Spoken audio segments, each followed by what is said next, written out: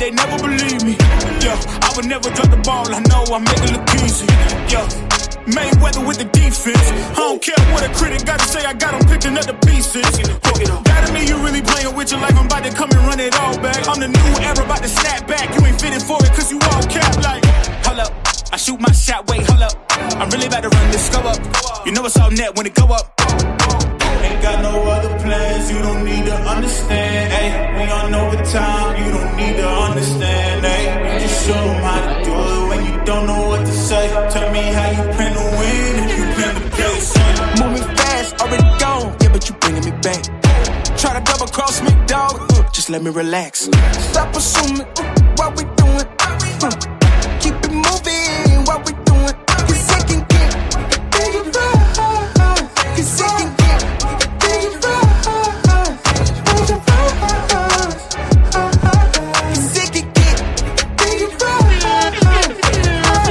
Hey, please don't play no games with me, I promise I'm too much. Hey, I can never let up even if you had enough. Hey, this ain't for the faint of heart, we always playing rough.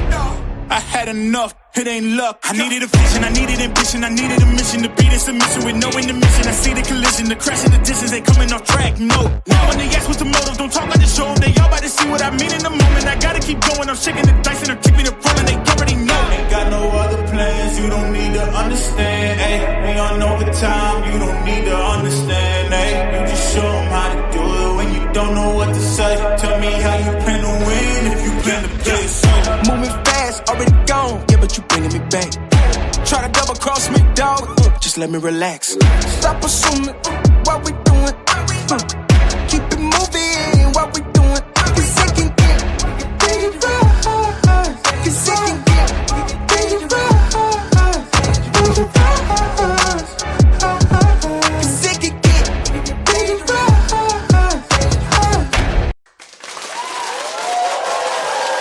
Yeah.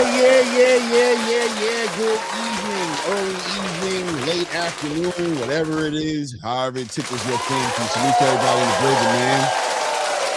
Salute to everybody in the building. Every week is Fight Week here at the ACB Combat Media Show. This is the Boxing Take. I am your host, Clay Moore Rain.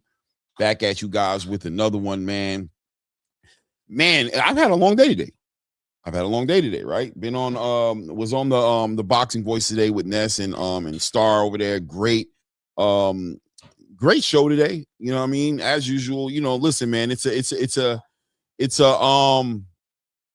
war of attrition, right? We out here fighting. When you're fighting for what you believe in, that has to be enough at times. You know what I'm saying? Not everybody's always going to be on the same page as you. But I think in due time, you know what I mean, the takes age like wine. Right?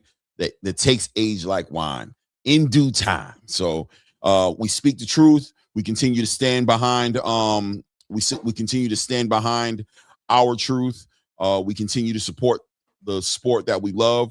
We continue to speak positivity in the air, and whatever comes on the back end of that, we take that as well, right? So shout out to everybody who's supporting the channel. Shout out to my new subscribers. If this is your first time tapping into the content, take a moment, hit the subscribe button, of course, at a minimum, hit the like button, right? Help the channel be in the algorithm. This community we're building up here will stand the test of time, and you never know, man. We might be one of the leaders in the space at some point or another, right? You never know.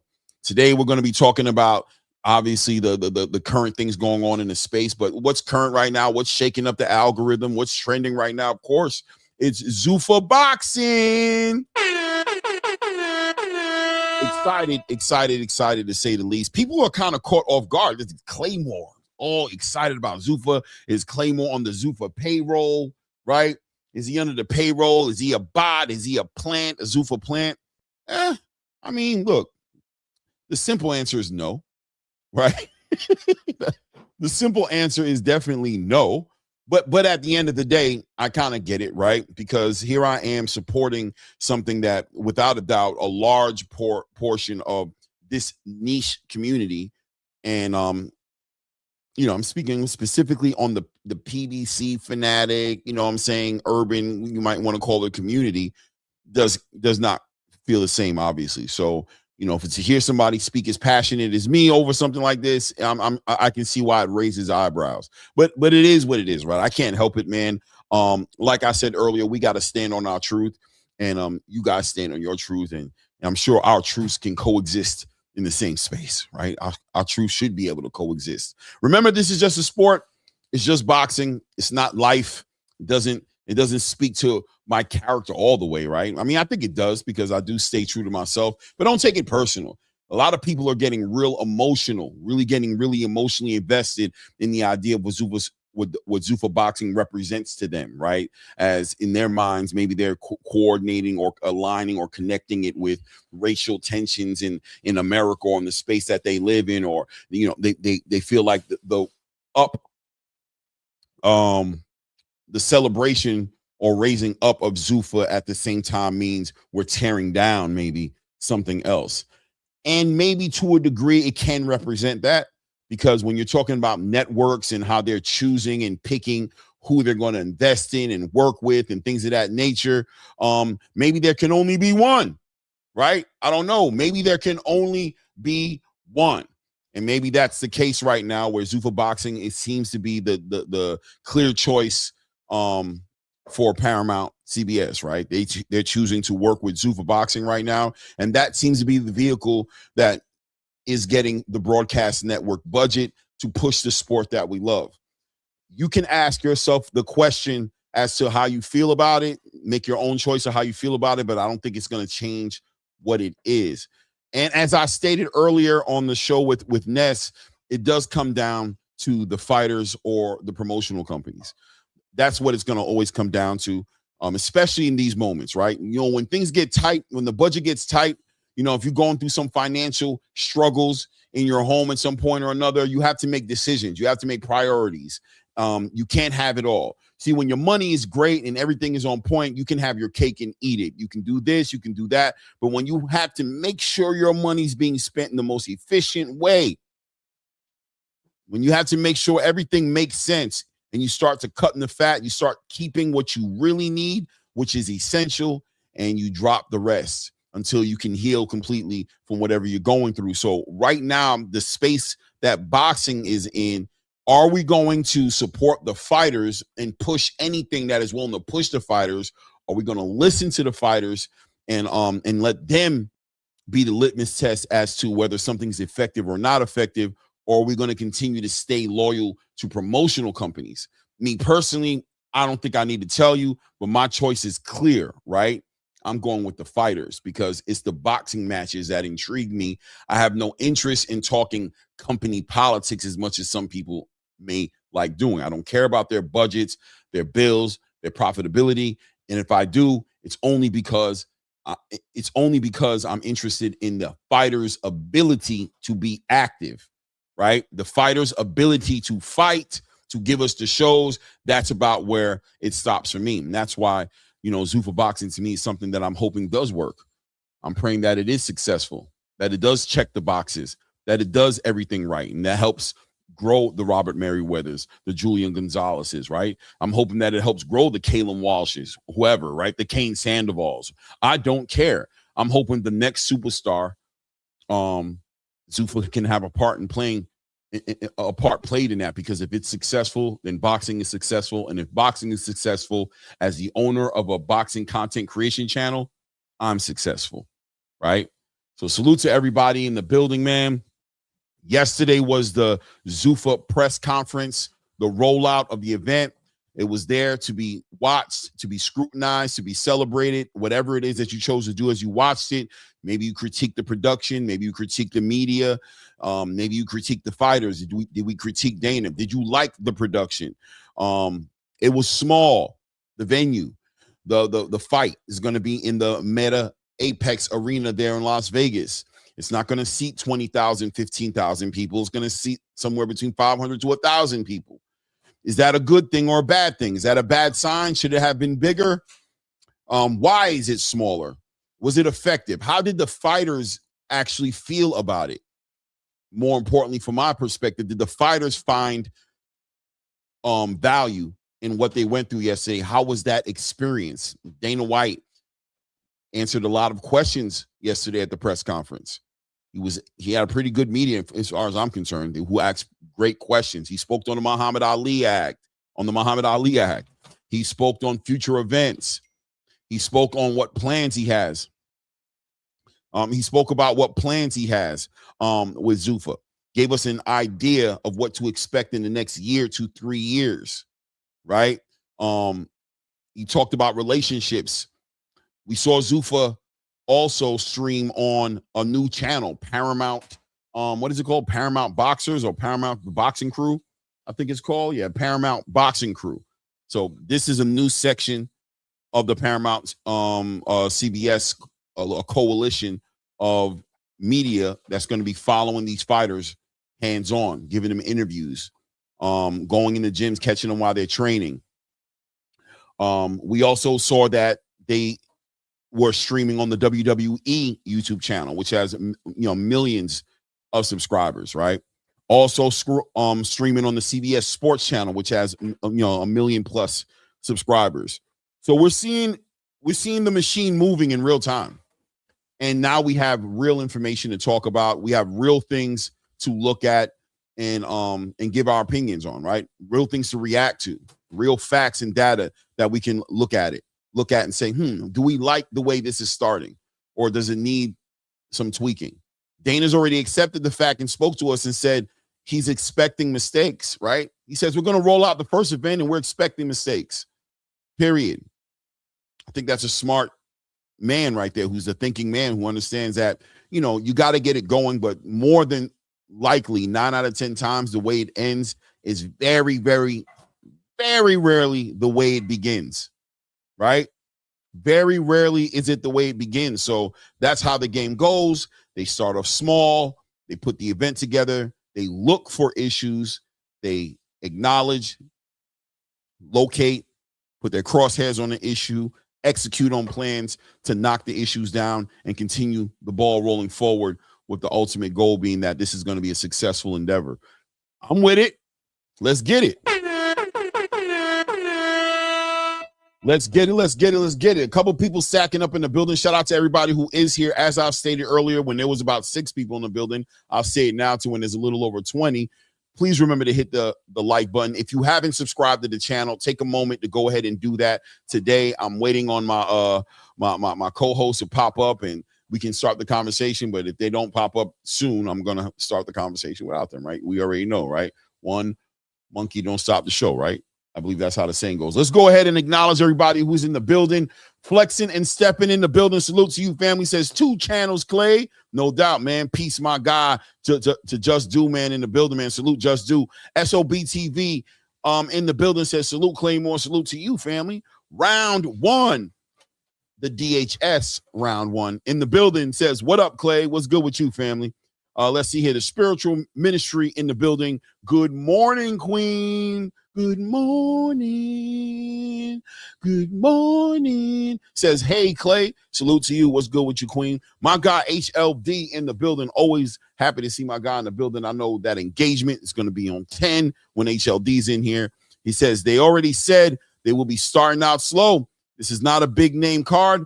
That warrants a big arena. Well, that's intelligence, right, HLD? That's what it's all about. Reading the room. We're not overreaching. We're staying in our lane. We understand the magnitude of this card. This is our trial card. This is our first card. We're looking forward to see these fighters put their best foot forward. We're looking at the production. We're making sure the cameras work right. The sound works right. We're trying to see the reaction from the community to it.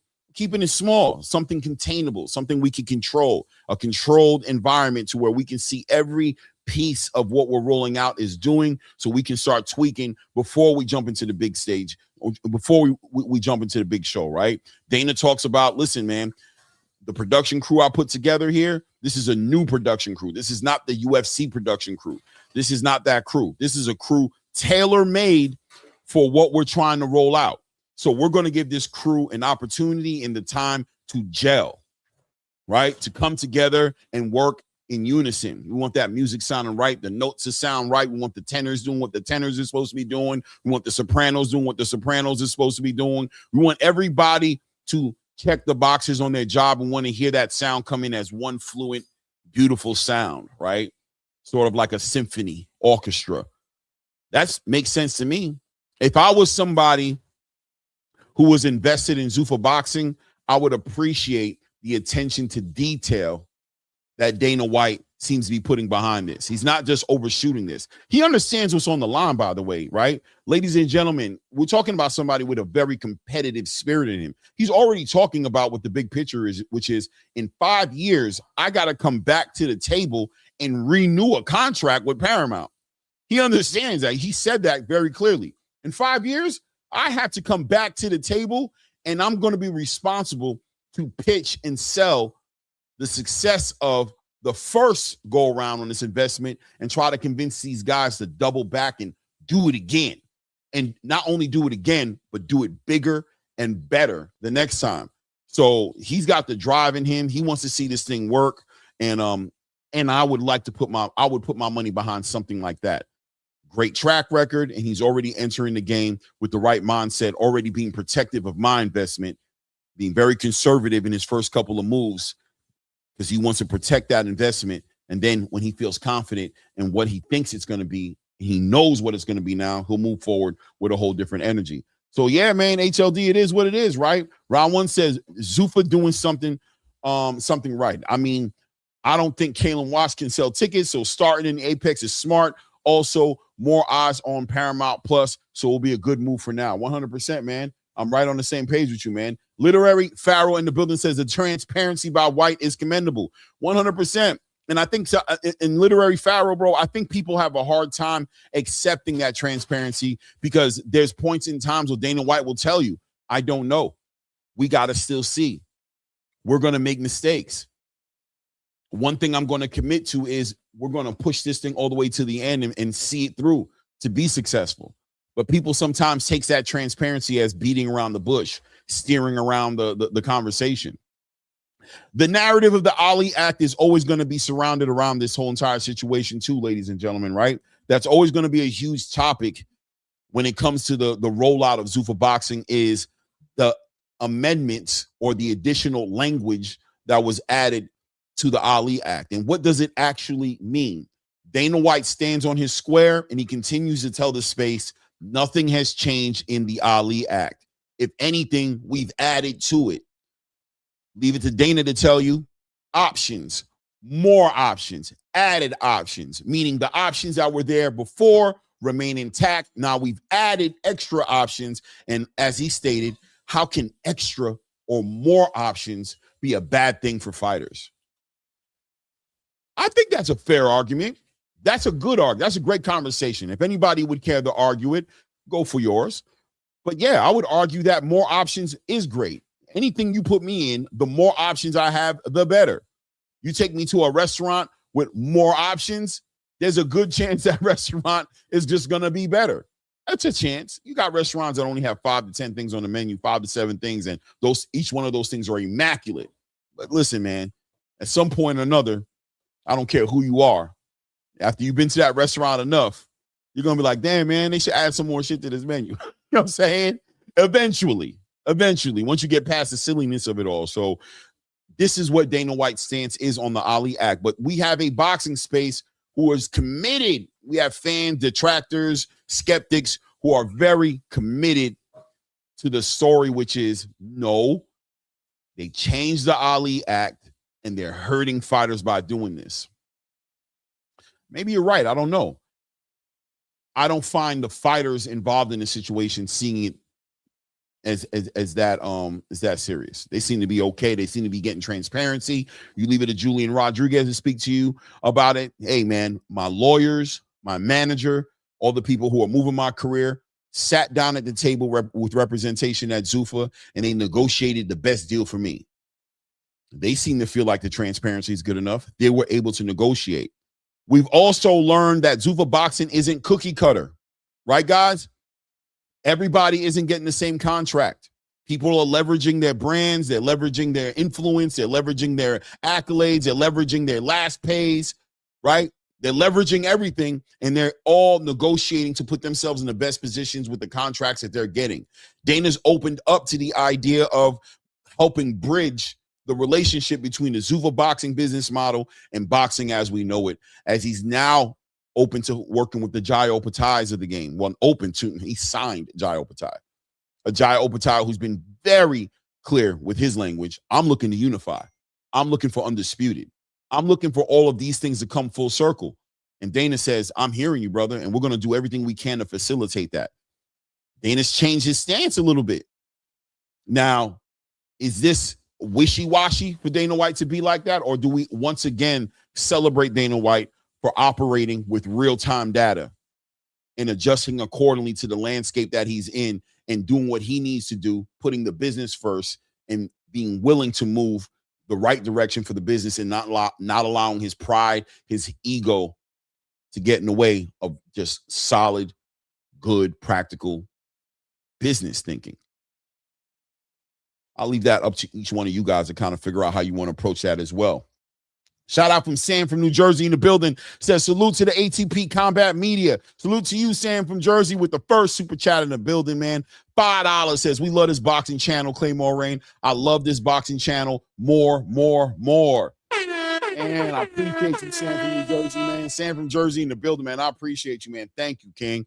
Thank you, man. I appreciate that, man. We're going to continue to create. And just like Dana White said, we're going to find the problems. We're going to zero in on them. We're going to execute game plans to face the problems. We're going to continue improving as a channel for sure. That is the game plan. So stick around, man. Thank you for the support, man. I appreciate that. Guys, remember, super chats always appreciated, right? Support the channel, man. The money goes into the best place. I have lots of plans and things I want to do with the channel as well. But all those things, you know what I'm saying, they need to be financed. Now, clearly, I've put my own, I put a hella bag behind my channel to get it where it's at, to do what it's doing. But, man, I appreciate all the love. So any color in the chat is always appreciated. But at a minimum, hit that like button for sure. And, of course, subscribe to the channel if you haven't done so, man. I appreciate you guys. Salute to K Gunn in the building. Said, heard Jalil Hackett is going to be on the second Zuffa card. Is that what you heard, K? Is that what they told you?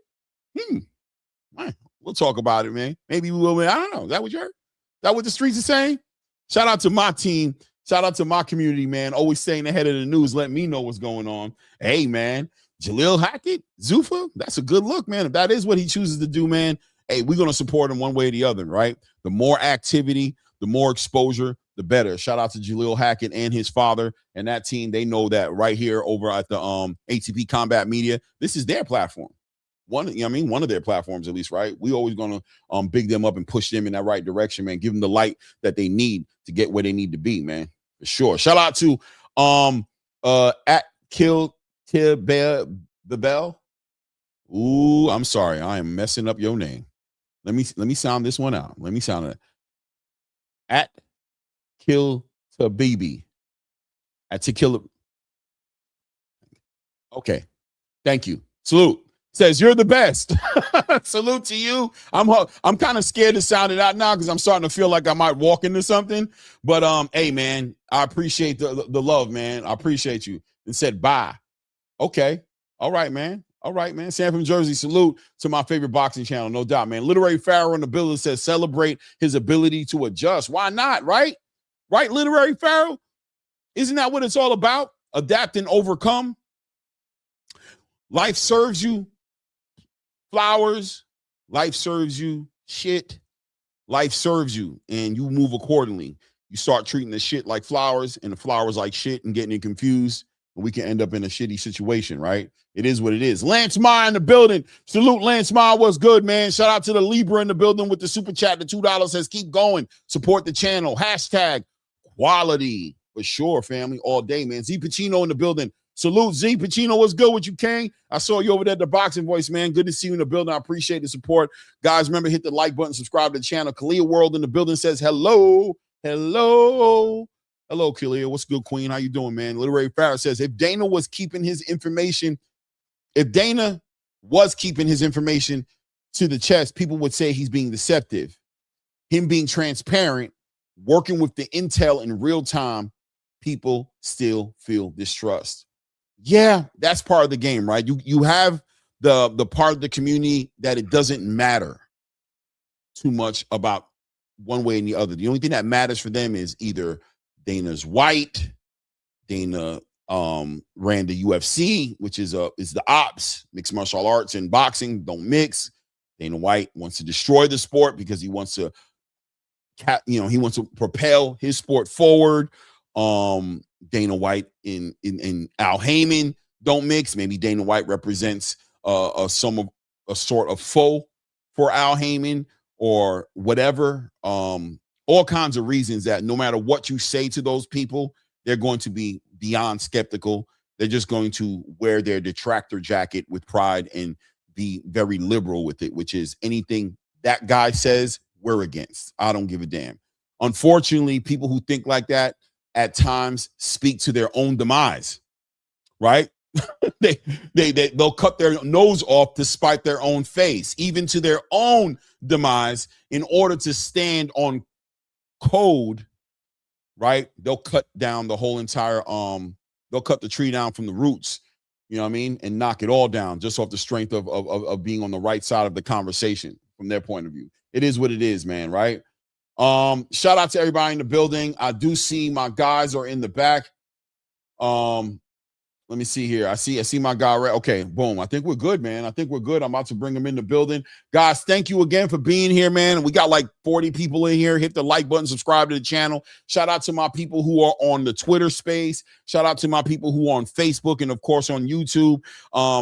Follow us. If you can make it over to the YouTube channel, subscribe to the channel. We're trying to hit that 3,000 subscriber mark. I appreciate the support, man. But I will not waste one more moment here. Hold on 1 second here. One second.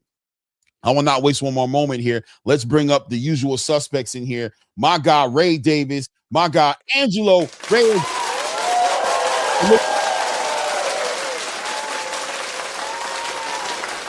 What up? Salute to the scholarship that's in the building that this panel represents. At least how you guys doing today, man. Happy Thursday. Yeah. Yeah, no, blessed to be alive, bro. Blessed to be alive. Shout out to my sister in the Liver La Vida Loca shirt. Thank you, sis. Nah, man. How do you feel about your pictures, by the way? Yeah, no, Clay, I wanted to put your face in the right spot, Angelo, and you, Ray, so you can kind of, you know what I mean? We all kind of Ray looks all serious, like, what's Angelo gonna say next? I look like Clay made me look like a baby version of him. It's actually kind of funny. I was laughing. That's you, bro. That ain't me. That's you, bro. I know. That's funny. I said, look at Clay. I said, Clay hold his chin. He got me holding my chin. I was like, yo, Clay funny. And then he took the picture with the glasses too, right? Yeah, I'm just kidding. Oh, for sure. But no, I'm just kidding, man. Listen, I seen it. I thought it was dope. You know what I mean? Shout out to everybody in the chat.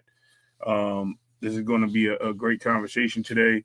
Zuffa Boxing is about to launch. They're about to give us something good for this for a change, and I mean for the change. Let me correct myself. Not for a change, but for the change. You know what I mean? For the foreseeable future.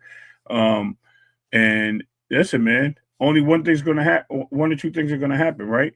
We're either going to have success in the boxing world because we're going to see how something on the outside can come in and promote boxing to the fullest, or we're going to see that boxing current status as it is going to always forever be the way it is. So we'll see how it works out. I don't think we're going to freeze out Zuffa, though. I don't believe that's happening. I think we got too many boxers that are really and willing to go over there and put on the show and give us the excitement that we've been waiting for, especially in U.S. boxing, right? And it's so crazy that this is U.S. boxing, but they're globally signing people. And that's what's incredible about this. They're going international with this, man, and it's only going to get better. I think it's only going to get better. Yeah, no, Clay, I just, again, man, I guess it's just me, right? Like when people were crapping on me about this guy's just loves Terrence Crawford, man, talking about how Terrence Crawford's going to kill Canelo, and they were killing me, bro. And then what happened? Exactly what I said. And even in my UK picks, oh man, this guy, he doesn't really know. And then what happens? Hamza Shiraz destroys for Lincoln. So I guess, now that we're here and weigh-ins are going to be later on today, I'm watching NFL football and I'm seeing a ton of Dana White on CBS, on Bloomberg, on Pat McAfee show. You know what I mean? Like, so he's everywhere right now talking about Zuffa Boxing. So I know you don't like to take the victory lap, Clay, so let me do it for us, all right? Let me do it. First off, before it even was announced, when it was just talked about as a rumor, this channel was the first one to be completely sportive of it. And I will say, I was the bad guy. Everybody kept saying, oh, man, you know, he must be working. He must be working for Dana White, right? Fighters. Yeah, right. And then as we progressed along, and you guys know Clay, he does his homework, right? He does his due diligence. He studies. He's seen all the things that we've been talking about, both publicly and privately. So then he jumps on and he's like, you know what? This is it. And then all of a sudden, the space starts to attack my man. What are you guys attacking him for? Right? Like, what did he do wrong? He didn't do nothing wrong. All he's trying to do, and what the channel's always tried to do, provide you actual facts, not emotions. These are just facts. You might get emotional, but facts are facts. Was it not a fact that Terrence Crawford whooped the shit out of Canelo? Yes, it was. Was it not a fact that Hamza Shiraz whooped the shit out of Berlanga? Yes, it was. Is it not a fact that Dana White is the biggest news this week right now, talking about combat sports weekends, both Zuffa boxing and the UFC, and it is not Matchroom, who's here in Vegas. I can barely find anyone talking about Andy Cruz versus Murataya. I mean, you got to really go to going on right now for Ryan, and we're not even right now. Right? Yeah, we're not even paying because literally Dana was just on the Pat McAfee show, right? And then he's going on another show, and he's going on another show because at the end of the day, it's simple, guys. You can really catch up if you want to, if you just pay attention to how the UFC's rolled and how they do things. And if you understand that, then you will completely understand why Dana White is being successful. Imagine this, Clay. If your experiment before boxing was you taking an industry that, as we've already said, we have our 20-minute video out if you guys want to check it out on the ATP Combat channel, Claymore Range YouTube. We've already said this, that he took a sport that in some states they were literally banning it, and then he turned it into a company that network deal is willing to give $7.7 billion, right? So that means he already built a structure off of a sport that isn't boxing. All he's doing now is offering it to the boxers. So what are we hearing them all say now, bro? I mean, you heard it with your own ears interviewing him, Clay. Julian Rodriguez telling you how amazing it is. You can't stop talking about how amazing it is. He hasn't even fought yet, and he's already talking about how amazing it is. Roger Merriweather, right? Some of the other people we're going to be bringing on the show, they're just going to praise it. And the funny thing to me is, I don't know, since the Reebok deal for the last 10 years, for sure, I think it was in 2014 when they first built the UFC PI and I was walking through it, we already kind of knew, like, man, this is going in the direction of a professional sports like an NFL and an NBA. They're doing something different. Now, for the first time, boxers are being offered this. So I turn it back to you, gentlemen, in wondering why certain people are still hating now. I don't remember the PBC or Golden Boy Promotions or Top Rank or any of the other promotional groups, Matchroom, Queensberry, ever building a performance institute in order to help their athletes become better at the craft of boxing. Have you guys ever heard of it? Did I miss it? No, this is evolution, Angelo. This is 100% evolution of anything good. Anything good, bad, whatever. It evolves. And that's what this is. And you have a choice to make here. People can embrace the idea of evolution, or they can try to hold it and stifle and stagnate the growth of it. I spoke on the Boxing Voice today, if you guys saw me today, and I drew a line in the sand. And I said, listen, guys, it's very simple at this point. We don't need to beat around the bush. We don't need to play games about this. Let's speak to the elephant in the room. Who are you guys here for? The boxers or the promotional companies? It's very simple.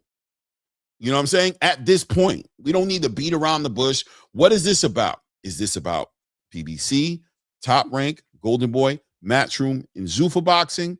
Or is this about all of the fighters that are under each one of these promotional blankets and whether or not the promotional companies are maximizing everything that they have their power to maximize in order to push these fighters to the next level and push them to the ultimate goal, which is being stars, to be champions, to maximize their potential. And if you're for the fighters, then you can't turn your nose away from a broadcast network like Paramount choosing to get into boxing and choosing to make Dana White the face of, or the guy in charge of, the movement. You could not like Dana, but this is kind of like presidents of the United States, right? Whoever the president is, once he gets in there, you better hope and pray that he's doing right by you. But don't get it twisted. He's your president. You know what I'm saying? You can't, there's nobody else who's the president. He's the representation. You better hope and pray he does the job right, because otherwise it's your ass that you're throwing in the wind, nobody else's. So Dana White is the face of this movement right now. And he's the face of the best opportunity that Julian Rodriguez has ever gotten in his boxing career. He's the face of Robert Merriweather's III's first huge opportunity. He's the face of Jayo Pataya's biggest opportunity, somebody who's been struggling to get the big fight, struggling to unify, struggling to do what he needs to do. Why would I hate and tear that down? Yep. It doesn't make any sense. The only way it makes sense is if I don't give a damn about a fighter and I'm just upset about how other promotional companies may be affected in the midst of this whole thing happening. Yep. I draw my line in the sand and tell you, I don't care about no promotional companies, bro. I'm on these fighters, and whatever benefits them is good with me. Yep. They're giving me what I want. Al Heyman and Bob Arum aren't fighting each other inside the ring. Eddie Hearn and Frank Warren aren't squared up to find out who the unified champion of the world. We don't give a damn about those old dudes fighting or doing whatever they're doing, because they're not doing it anyway. It's about the fighters. So speak your truth, but don't be delusional. Speak your truth. If you don't give a fuck about the fighters, just say that and rep in your flag. Represent these promotional companies that you stand behind, right, wrong, or in between. Go ahead, Ray. And I actually couldn't agree with you 100% more. What I think is really going to come from this is you're actually going to get a fan base all the way down. So you're going to see people gravitating towards certain fighters that they never heard of. Why? Because they're going to put on performances. This is going to be on television. This is going to be live and in people's faces without having to go through a pay-per-view. It's something that they can manage to see, and if they tune in, especially UFC fighters and things like that. And just like UFC fans have favorite UFC fighters and they follow these guys extensively and give their attention to, you'll see certain guys come out the flock. And when you see that, you're going to see craved matchups.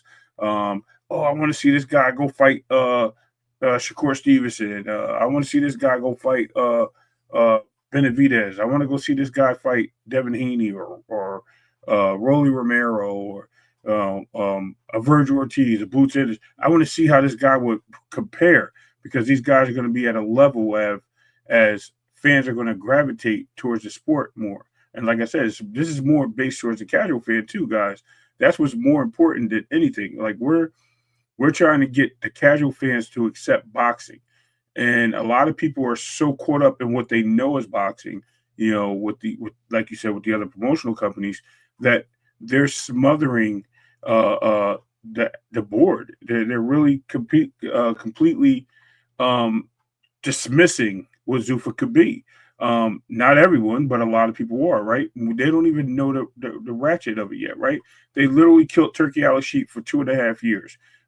No problem when he put on the greatest heavyweight competition in December, right? Yep. No problem. Oh, we love this guy. This guy's going to be great for boxing. I can't wait till he does another one, because everyone thought he was only going to fight heavyweights. He was going to bring heavyweight boxing back. He was going to only use heavyweights to fight in Riyadh because he had a great relationship with Eddie Hearn and AJ and Deontay Wilder's on stage and Chisora's on stage and Big Baby Anderson's on stage and Miller's on stage. Like all these guys on one platform, you know, and then they bring a couple light heavyweights in and they bring a cruiserweight in for the contest.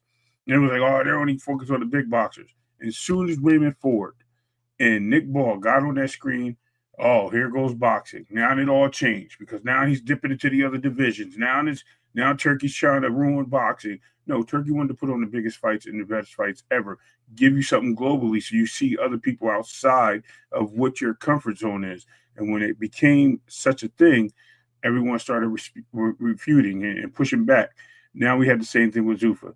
Zuffa is bringing some of the professional boxers that we know of and we heard of. Yeah, they're not the mega stars. No, they're not. But they're stars enough where we know who they are. They're in the rankings. They're in places that we already seen these guys. Top Rank, PBC, Matchroom, wherever, Oscar, De La Hoya, Golden Boy. We've seen these guys. So now they're over where they need on a public platform where the casual fan can grow accustomed to. And like you touched on yesterday, Angelo, with Jai Batai. A lot of people don't know who he is, but now they will know. And the guy's riding a bike in Vegas. You see what I'm saying? So now they're going to get to see the characteristics, the build up to these fighters, and the comfort of boxing is going to change in the United States where they start going international, and it's going to change the game. And while everybody's here, please smash the like button and support the channel because we talking that boxing, baby. No, and it's a great point. What Ray Davis is saying, guys. I mean, to some of you who are like, well, Julian Rodriguez, you know, that's a lower level boxer. Okay, I mean, he's got 24 wins. It's only got the one loss. But sure, man, you guys want to call a guy who was one of the top amateurs fighting for the USA, right? Born and raised in Jersey. You guys want to shit on that guy? How about Jai Opetaia, though? Jai Opetaia is literally the Ring Magazine champion. Many of us in the boxing world globally, I'm not talking about American fans, globally, who know that this guy's been whooping on everyone since 2023, right? Some people will question it too, Clay. You probably have gotten this heat at sometimes when you're having to do a debate. Well, who is Jai Opetaia really beat? He beat the lineal champion. That's who he beat, right? You can complain all you want. He beat the lineal champion. And unless you want to change the boxing rules, right? And you want to, we sit here and we will celebrate Mario Barrios because he's a champ, right? That's the rules. We got to do that. We can say how we want to feel about him as a champion. But there's not one of you that will try to tell me that the reason why Jai Opetaia isn't as more popular as he is, it has to do with the fact that Jai's ducking everyone. No, everyone else is ducking Jai. So what did Jai Opetaia do? Because he still had. I've been listening to all the UK news about how, man, Matchroom. I mean, they're killing Matchroom right now, Clay. They're like, you guys really messed up. How'd you lose Jai Opetaia? Jai Opetaia, and what can they really answer? They're answering it as professionally as they can. They can say, well, of course, this is an industry, and where if you could get $1 more somewhere else, then look, man, I'm gonna tell you right now how you lost them. It's simple facts. Okay. Australia is one of the biggest sports market in the world. The UFC has a strong hold in Australia. It is easier to become a star like Robert Whittaker, Alexander Volkanovski, Israel Adesanya, the guy who drinks the shoe, the beer out of his shoe.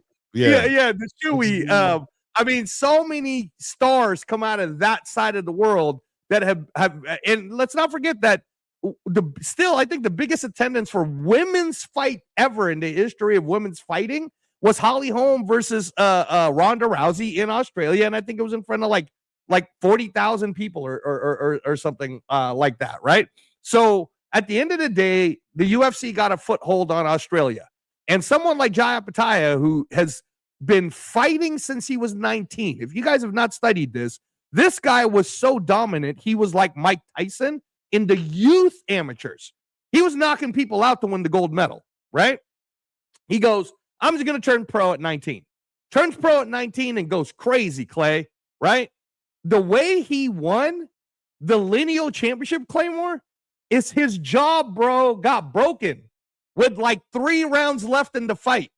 And he had to grit it out against this guy, bleeding while his jaw was hanging, right? To make it. So Jai Opetaia is a superstar. The fact that Dana White and Zuffa Boxing had a format that stole Jai Opetaia away from Matchroom is also the reason why you're hearing about Alexander Usyk now. Talking about going to Dana White and Zuffa Boxing. So let me ask you, Claymore, Do you think that's smoke? Or now that you've gotten to see what Dana can do you think there's a bit of reality to him holding his cards close to his chest, and maybe the Usyk conversation's been going on for a little bit longer than everybody thinks? What Dana White is doing is appealing to good people with good business sense. He's clearly doing that with the business people at Paramount, right? And he's clearly doing that now with Jai Opataya, and he's trying to do that with Alexander Usyk. When they're sitting at the table with a Dana White, they're trying to make business sense of it. Well, why would I do this with you? I clearly am a man with many of options, made a lot of money already in the sport. So please, Dana, make that make sense to me. And Dana's finding a way to bridge this new platform that's really centered around the cultivation and the development of prospect young contender fighters. It's really not built around the idea of getting stars, of grabbing a Shakur, or grabbing a Devin, or grabbing a. This is not what this model is built around. But still, you know what I'm saying? But still, at the end of the day, it's built around that idea. But Dana's finding a way to bridge that idea with something that could benefit a star who doesn't need a Zuffa boxing platform. So we'd be better off and more intelligent to approach this with a little bit of a patient energy about us, with a open, objective eye, and open and objective ear, and let's see what happens at the end of it. Because at the end of the day, as I stated earlier, it's about these fighters. Mm-hmm. And if the fighters are truly benefiting from this, and not just monetarily, right? Not just them getting rich, but the reason they came into the sport, the activity, the notoriety, the opportunity, the lane to undisputed, unified, a lane to their goals being achieved. If they're doing that in real time and offering that to a fighter in real time, something that the fighter is clearly not being able to find outside of this opportunity, then we didn't need to make sure that the line is drawn in the sand. And the line has to be clear. I love you, Al. I love you, Bob. I love you, Frank. I love you, Eddie. You love Oscar. That's your business too, right? But at the end of the day, I'm fucking with these fighters, bro. Yep. That's where I'm at. I'm here to represent these fighters, bro. I'm talking about what these fighters are doing in the ring. You're not exciting me with your new deals and how much money you make. Hey, Oscar, you doing your little clapback Thursdays from your $12 million mansion? That doesn't excite me, bro. I don't give a damn about your laser surgery and your fake abs and your plastic girlfriend or any of the things you got that you think make you somebody. Those things don't impress me, don't move the needle. You know what annoys me and what would impress me? How you're handling Virgil. Yep. How about putting him in a fight that we want to see? I don't care about all that extra shit you're doing. I care about you. You're not that funny, bro. And maybe the worst thing we ever did was laugh at your that gassed your head up and made you think that was enough. And all of a sudden you became entertainment. All of a sudden it wasn't about the fights. You know what I'm saying? Now you're just focused on your clapback Thursday being catchy and I'm hot. I'm hot in these streets.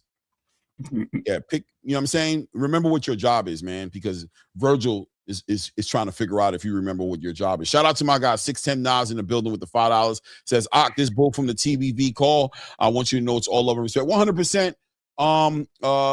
610 Nas, 100%, man. I don't take those things personal, man. This space is a space. Ak was talking to me earlier, and he had some emotions. You know what I'm saying? And how he was looking at it, because, and I understood where he was coming from. He felt like, in my opinion, he felt like when the PBC rolled out and Al Heyman was trying to do his thing, that everybody gave Al hell, scrutinized everything he did. And he just wants to make sure that we're not over celebrating this Zuffa thing, and we're giving them the same scrutiny. We're requiring them to check the same boxes we were pushing for Al to check. Mm-hmm. And I agree with it. And we're pushing for them. I mean, we're holding them at a high standard, right? We're like, absolutely. We're expecting that. I mean, that's all we're talking about, right? This is pressure on Zuffa. Right. That's what we're doing. Talking them up like this. We're putting pressure on them, bro. Exactly. Exactly. Right. Yeah, no, and I wasn't there, so I wasn't at the debunking voice. So I don't know how the conversation went, but I understand where you guys are coming from. You just have to understand that for people like myself or Clay who have watched how the UFC grew, a lot of us being convinced is seeing how the UFC grew. So we already watched it. And now when the UFC was growing, no one gave them $7.7 billion, right? So I'll tell you a funny story that's trending right now in regular casual news. Justin Gaethje, who's the main event, who is one of the most, as you know, Clay, one of the most exciting fighters the UFC's ever had, 14 bonuses for performance of the night. This guy's a killer. He knocks people out. Then he jumps on top of the octagon and does a backflip from the air and the whole bit. I still don't know how a man can do that after 5 rounds, right? And still have the legs to do it. But Clay, Justin Gaethje, I don't know what happened. I don't know who his team is, but he decided to answer a question from the media about money pay, right? And he said, and this is fight week, ladies and gentlemen. These guys are trying to make weight. And we here at the show, we're really sensitive to this too, right, Clay? We never try to interview a fighter during their fight week because we know they can get kind of cranky, right? And we're not trying to get like clickbaits or them saying something angry or anything like that. But anyways, Justin Gaethje decides to say during a media question conference, yeah, man, yeah, they got all that money, but I still haven't seen nothing change on my paycheck, and I don't even know how that's right. When I've gotten 14 bonuses for performances of the night. So guess what happened today, Clay? Dana White's at Pat McAfee show. Pat McAfee then asks him, because it's regular casual news now. Hey, can you kind of like clarify with us, like now with the whole rollout, has the fighter pay changed? You know what the answer was, Clay? And it was hella funny, and then everybody just kind of laughed it off. Dana goes, yeah. And if you take the time to actually look at your messages, all the fighters got more money. And we were offering Justin Gaethje a lot more money, but he never answered the message. So, yeah. And then Pat McAfee goes, well, are you guys all good now? And he's like, yeah, no, Justin's fine. But that's the whole thing. It's like, yeah, you might not want to say something publicly. Don't put the business out, out there, right? Now, on the flip side of that, someone like Julian Rodriguez, who was asked by our guy Johnny at the Hangout Spot about his money. So he went ahead and I mean, he didn't need to, but he felt so compelled about how good he was being treated, bro, that he said, oh, actually, they signed me a year ago. I got signed on January of 2025. And still, because they weren't ready to roll out yet, they go ahead and gave me a free agency option. I went ahead and took the Avius Griffin fight. And then he detailed what the Avius Griffin deal was, which he was like, this is garbage, right? And on top of that, after he beat Avius Griffin, a deal he'd already signed with Zuffa, Clay, he even said that they were so business-oriented that they went back to the table with him and said, hey, would you like to renegotiate because you're coming off of a win?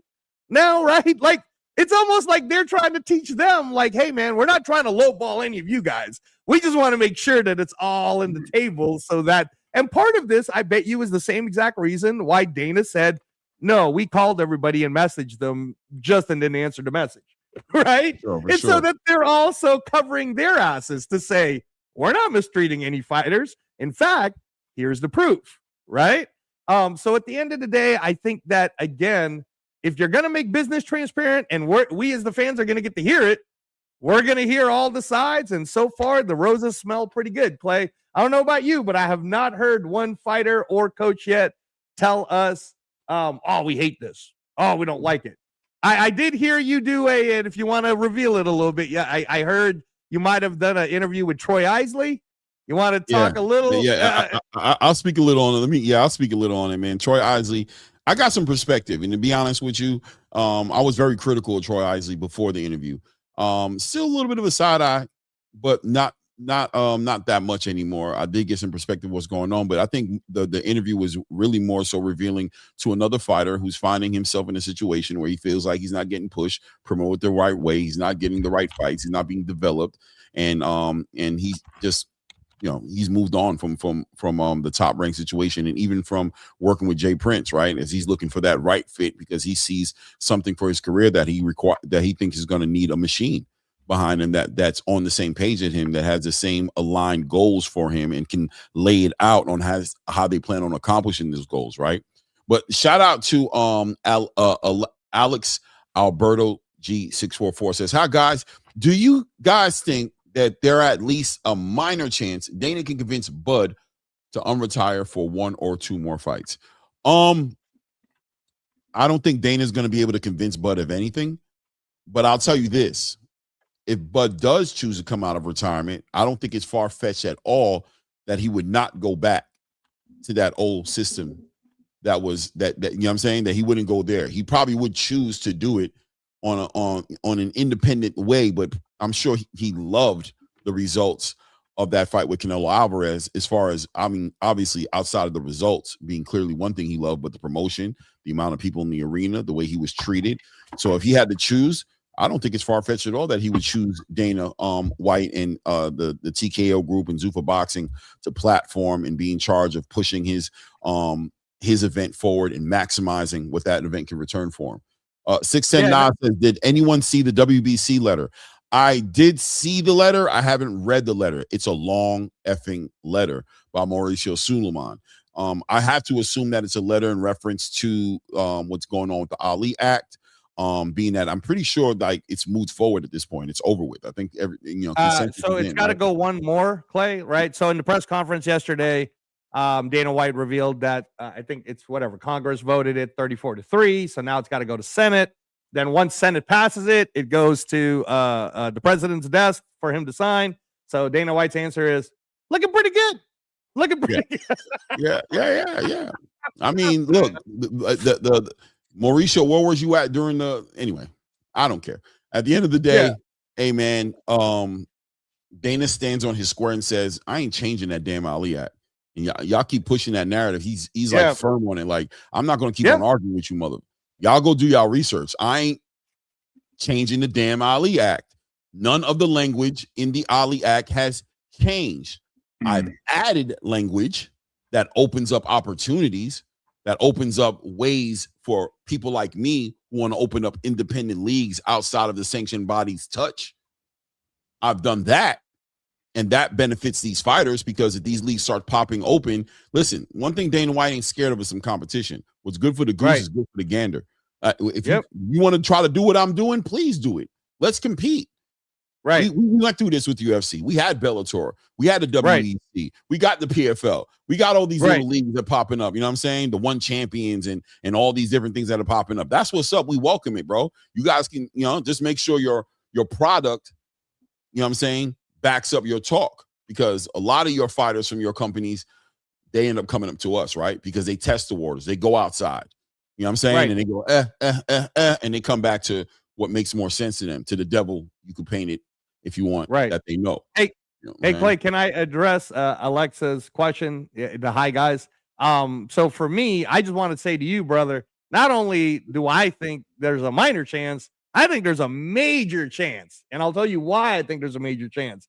Where's Shakur Stevenson fighting at? He's fighting in New York, right? So what's he doing here in Vegas training at the UFC PI? Why is Terrence Crawford here at the UFC PI? Like, what are they doing? What do you need to be here for, right? You're not doing anything for Zuffa Boxing tomorrow. Like, what's going on? What are you guys here for? I think that there are already, like, as Dana said, I don't like when the Jai Apataya signing happened, he was kind of like, he told Brian Campbell on the CBS interview, he said, can't really show all my cards to everybody, of all the things happening, right? And Julian Rodriguez confirmed that. Hey, man, they signed me a year ago. That means they were already scouting and signing people a year before even a rollout was going to happen. So I think a conversation might have already happened with Bud, and I think Bud will have a chance to mull it over. I think that once the 160, the middleweight division, gets cleared itself up, we might see Bud Crawford a la Canelo Crawford, but now it'll be Crawford versus whoever it may be. And there's precedence to this, Clay, because remember, Amanda Nunes was gone for 2.5 years. All of a sudden, she's coming back to fight Kayla Harrison. Unfortunately, as you know, that got canceled because of the injury. But there's precedence for a former world champ that isn't out that long ago to come back to fight the undisputed champion. So I think once we know who the undisputed champ is at middleweight, we'll see Crawford come right back for Zuffa Boxing and fight under the Dana White banner, and honestly probably make more money than he did last year. To your point about the Muhammad Ali Act. Yeah, I think it's possible for sure, right? But I mean, I could bring up Khabib, right? There's just some people who just ain't budging, right? Who just on their principles and on their they're on their shit. It depends on how Bud is feeling 100% for me. Is he enjoying his retirement? You know what I mean? He might be in his retirement right now, and he might look back at, coming back into the ring and be like, cutting weight, diet, running. I don't really want to do that much like that. You know what I'm saying? Who knows where he might be at, but 100%, if there's anybody that he would do it with, if he decided to come back, I think Dana White definitely checks the boxes. Ray, were you about to say something? Oh man, I can't wait. Ooh, hands are greasy, right? Now, I'm not going to speculate on a lot of things, but I like what you said, Angelo. Yes, I think there's a possibility that we may see a Bud Crawford, a future signing of and don't laugh at me, a Ryan Garcia after his last fight with Golden Boys. I think there may be an opportunity for Blair Cobbs, who doesn't get much exposure, or Brendan Lee, who's literally been a prospect and is at like 25-0. That we like exciting fighters, right? And last but not least, I think it might even be a chance for Rashidi Ellis, to even come over, or some of those guys that we haven't seen much in the ring. And I think this is an opportunity for people to get back to where they need to be in boxing and get on a stage where they can perform, they can showcase themselves. A Caleb Plant, who's literally, his last fight was a year ago, and the fight before that was almost 2 years before that. So I mean, this is what we've been trying to accomplish in boxing, is getting these guys active. Forget about, and I think you touched on it, Clay, earlier, forget about what the promoters want or what they're doing. Let's talk about activity. Let's keep these boxers active. This is a job for them. These guys are sitting there working in lumber yards or Home Depots, throwing stuff over on a cart and moving things around. And then we got guys like Mauricio Sulaiman. Oh, this is minor leagues. This is not, we hope you do well, but at the same time, we're a foundation, man. The WBC, the WBA, the WBO, the IBF, we're all foundation. We're all together. We're major leagues, bro. But what happens when that subtly change? What happens when all these title holders decide that, okay, yeah, you good, you right, but you know where I'm going? I'm going to go hang out over here. We're going to do our thing. And I think that's where it comes down to, and I think that's where the whole essence of it was. I was listening to the Mauricio Sulaiman conversation a little bit, Clay, and it just seems like there's a little jealousy there. It doesn't even seem like he's being honest with himself. He's wishing well. He has to wish him well, right? Because it's just a business model, right? You got competition. We wish you the best. But we also know that when you're speaking on something and you throw negative shots at people, that's kind of like I'm disgruntled and I'm not really supporting you. So that right there says that all these boxers that may be joining the Zuffa Boxing network or channel or promotional company, hey, man, and like I said, not everything's going to be Zuffa. Like, Zuffa's going to be there backed by TKO, which they already are, right? So as soon as TKO puts on a match and they bring somebody in that's a champion from wherever, right, and they fight a Zuffa fighter, that's a big card. That's going to be waiting to happen. And we're going to see that happening more often than not. So don't be surprised. For sure, man. He's mad at Caleb Smith, by the way, too. Huh? He's mad at Caleb Smith, by the way, too. Who's mad at Caleb Smith? Mauricio Sulaiman is like, because he represented my belt, and bro, it's crazy. I'll play it for you later. Yeah, we covered that a little bit on Tuesday, where I said that Caleb Smith had promised Mauricio that he was going to defend it during the Canelo Crawford undercard, and then he didn't. He said, but don't worry, I'm going to get you on the next one. Well, the next one's tomorrow, and he ain't defending Jack. Caleb Caleb Walsh. I'm sorry, Walsh. Excuse me, Walsh. Oh, okay. Yeah, my right. bad. Caleb Walsh. That's on me. My bad. So yeah, no, the exodus is happening, and yeah, the interesting thing is, and we're not, I'm just doing a fantasy talk here, but Usyk signs with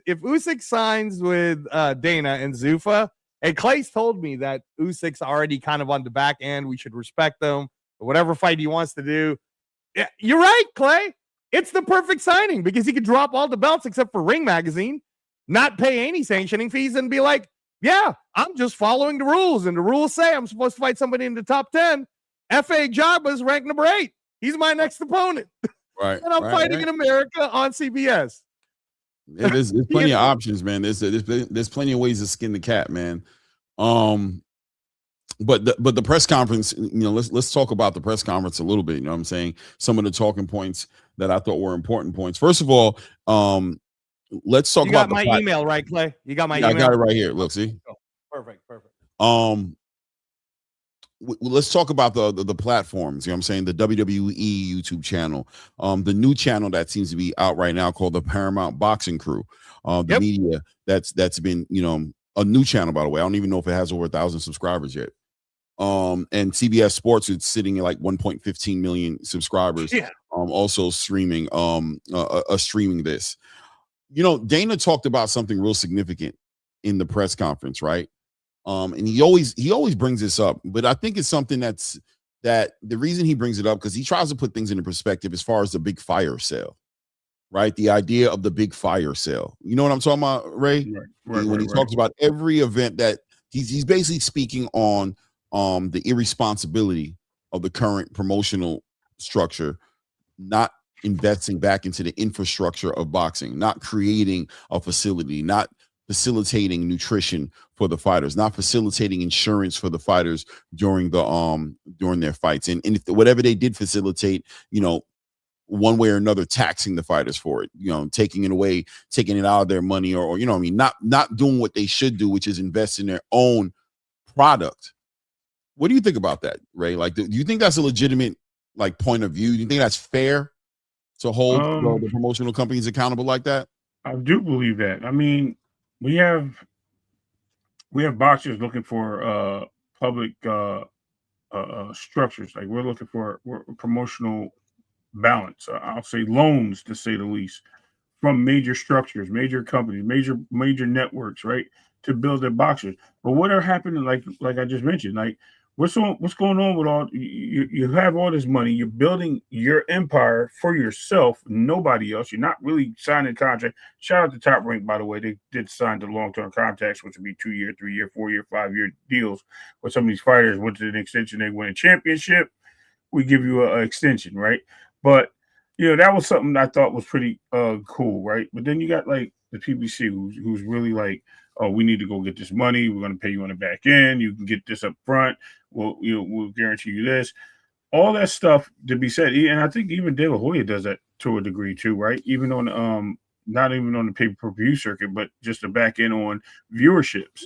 And they're pocketing it so much. They're not even caring, Clay, about what they're doing. It's almost like trouble in paradise, right? Because they see it. They see that the fact that they can't facilitate certain things without help, assistance, and things of that nature. They can't help themselves. And networks aren't interested anymore, and they're not being fronted anymore, and they don't want to dig into their pockets. They don't want to help support the sport. They really don't care as much as they say they do. So they're pushing back. You got fighters now understanding and pushing back. I don't care who's signed to who and where they're signed to. These fighters want their paydays. They want to be taken care of. You have Mauricio Suleiman talking about there's all these insurance things and these mental health and all these things to help solidify boxing and make them feel a certain way. And what exactly happens with that? Well, we're going over here because we get this. We get a facility. We get healthcare. We get medical. We get this. We get that. We get this. But yet, Mauricio Suleiman saying that he does all this with all these sanctioning fees, monies, and dollars, and nobody, even the lady that represented and whistleblowed on him, pause, literally said, "I've never seen none of that." But then you have Bud talking about these dinners that they at with all these high-end executives trying to make more money for themselves. So it all culminates to the same thing, man. These guys are all at the top, grabbing more dollars, grabbing more money for themselves, not caring about the little guy.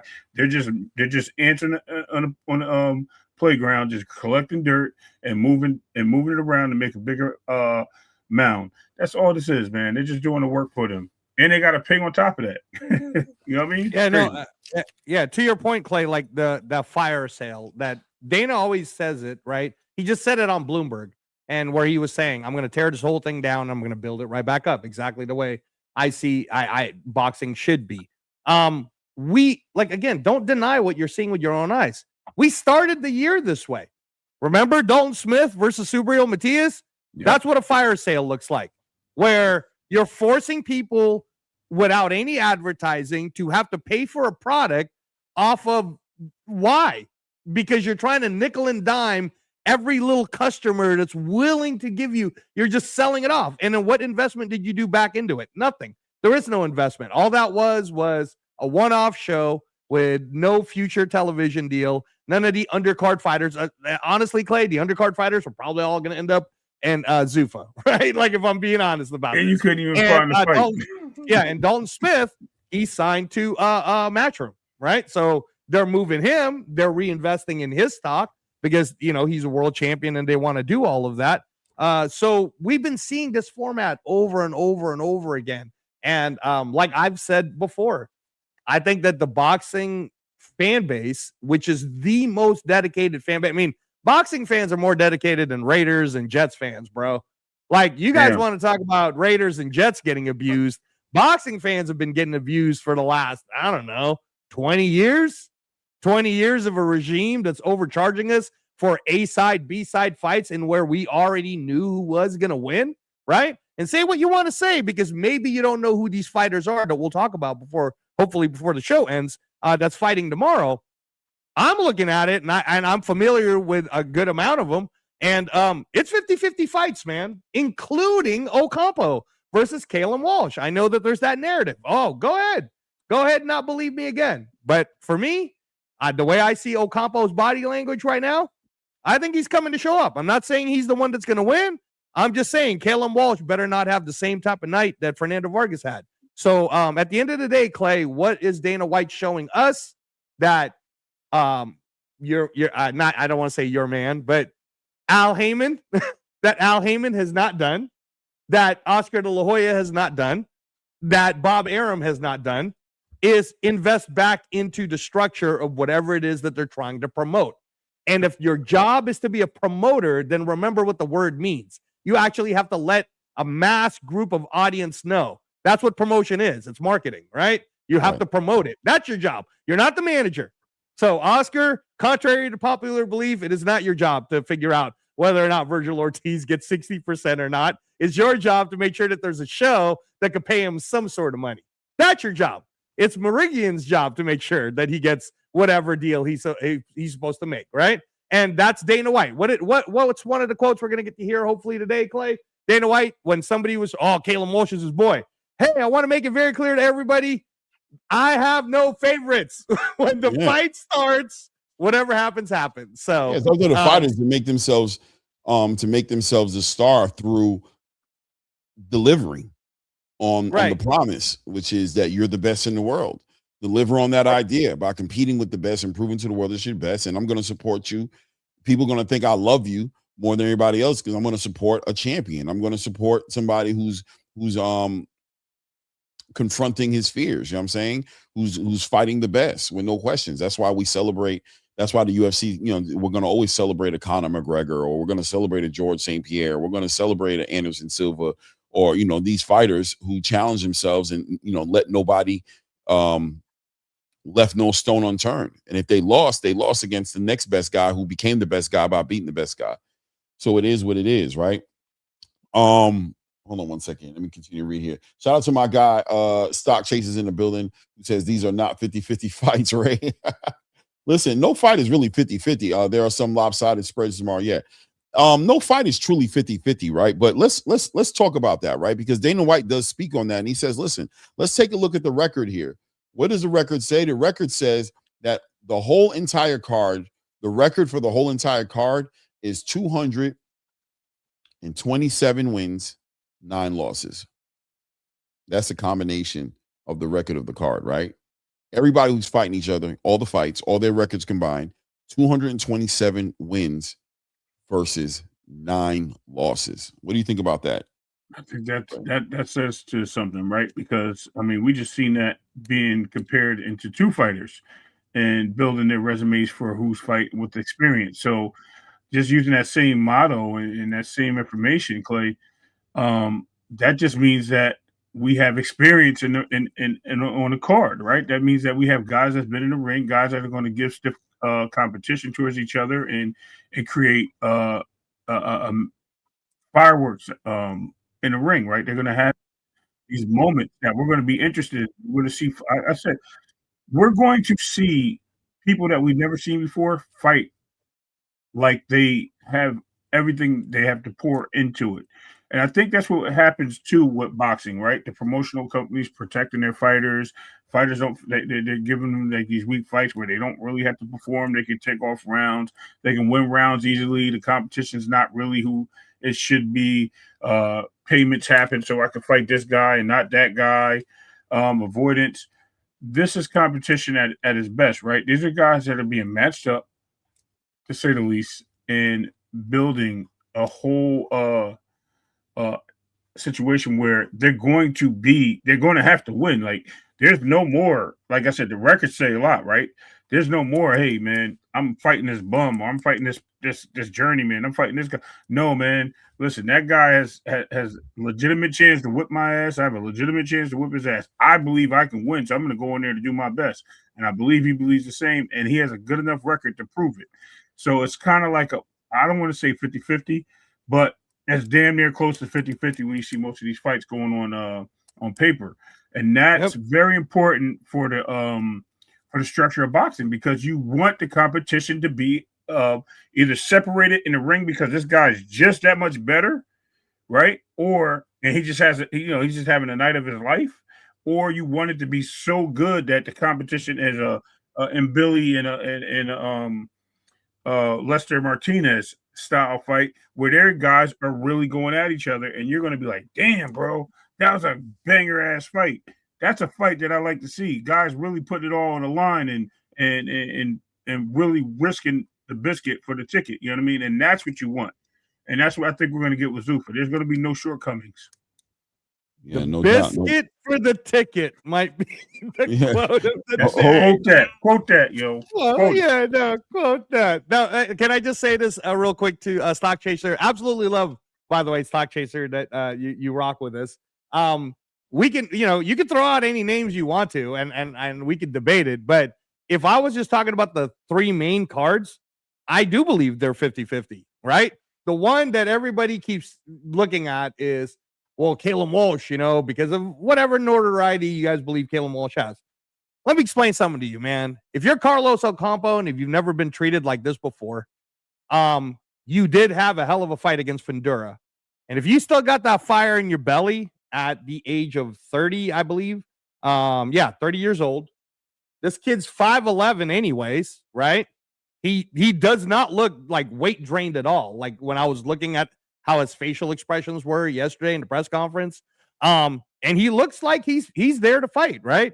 He's definitely going to give it the good old college try. But I think he's going to take Caleb Walsh a distance, and I think it's going to take an A game for Caleb Walsh to produce a win. Anything less than an A game from Caleb Walsh, man, you guys need to go rewatch that Ocampo versus Fundura fight so you can kind of see how gritty this guy is.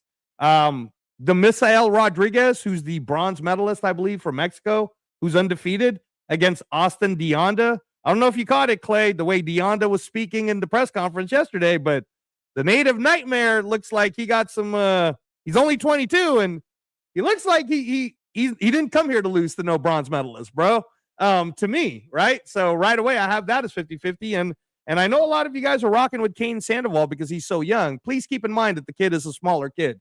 He's 140 pounds fighting a real 147 in Julian Rodriguez, who just knocked out of the ring Avius Griffin. So the plus money, the last time I checked it, Clay, was like plus 400. Bet that Bet that just like because. plus 400 for a knockout or something, or for the win? No, plus 400 straight up. It might have already started to get closer when to I saw even. plus 148, I didn't see it in no. 400. Oh, it did start to go. It started to see. People are getting smart. They're like, yeah, people are getting smart because I feel like they're starting to see that we're going to find out how good Kane Sandoval is, but this is a real challenge for Kane Sandoval, and he's putting his undefeated record against Julian Rodriguez, who is every bit ready to go. So just the main card alone, Stock Chaser is 50-50 to me. Just the main card alone, and that's not even talking about all the other undercards yet. But go ahead, Clay. Yeah, no doubt, no doubt. Hey, shout out to Sam from Jersey again, man, with the support, man. Thank you, man. I appreciate you, King. Says thank you, Ray Davis and Angelo Reyes, for giving us this great boxing talk. The ATP community loves you guys. Clay, you the GOAT, man. I appreciate you, man. Thank you, man. Thank you for the support, man. Thank you for the support. But yeah, guys, is all these fights 50-50? I mean, listen, no. I'm not. They're not all 50-50 fights, but they're competitive fights, stylistically good matchmaking fights. Anybody can win these fights. There's favorites, of course. There's always 9 out of 10 times going to be favorites, right? Very rarely. But even with the Julian Rodriguez fight, he's a plus 148, and Kane Sandoval is a negative, is a minus 205. I mean, they're about as competitive as they're going to get, right? But let's see how they deliver on the night. We got a great matchmaker. Obviously, Dana White's hired a matchmaker, and the matchmaker's been given the assignment, and he's trying to carry it out, which is let's make the most competitive fights that we can make, right? We want to make real champions. And I think, obviously, the benefit is also in the development of these fighters. Facing their challenges is what's going to make them evolve into the next level of fighter that they need to evolve into. Big fights on the card, not big fights, but the fights. I'll say, I won't say big so people ain't knocking me over the head for saying big. Pause. The fights on the card are clear. Obviously, we know the headliner is Kalen Walsh and Ocampa. We know Ocampa's background, but I think that the guys who are stealing the show right now, the energy that's stealing the show right now, is definitely Julian Rodriguez and what's my guy's name? Kane Sandoval. These guys seem to be sparking up the energy, and Julian Rodriguez seems to be somebody who's full of a lot of personality, right?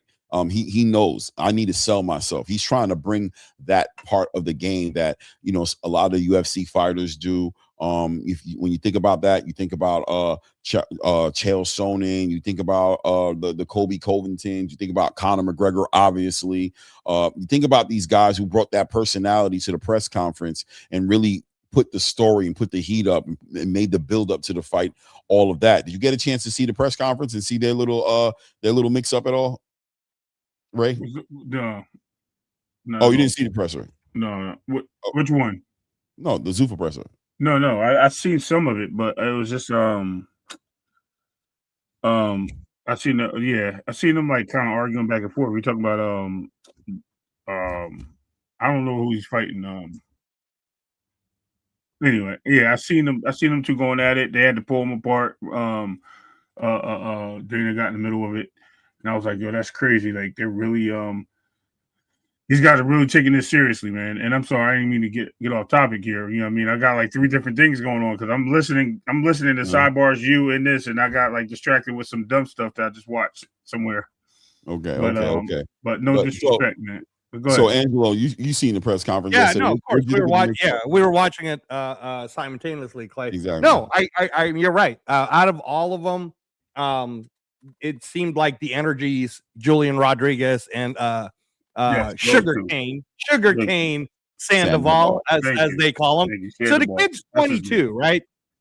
He's a youngster. He's from Sacramento, he's gritty. If you guys have not seen old tamales, bro. You said you come from the old tamales, right? He's trying to give the bro. Pacquiao story, right? He's trying to give the Pacquiao story. At the end of the day, hey man, look, you're training with one of the greatest trainers of our time in Freddie Roach.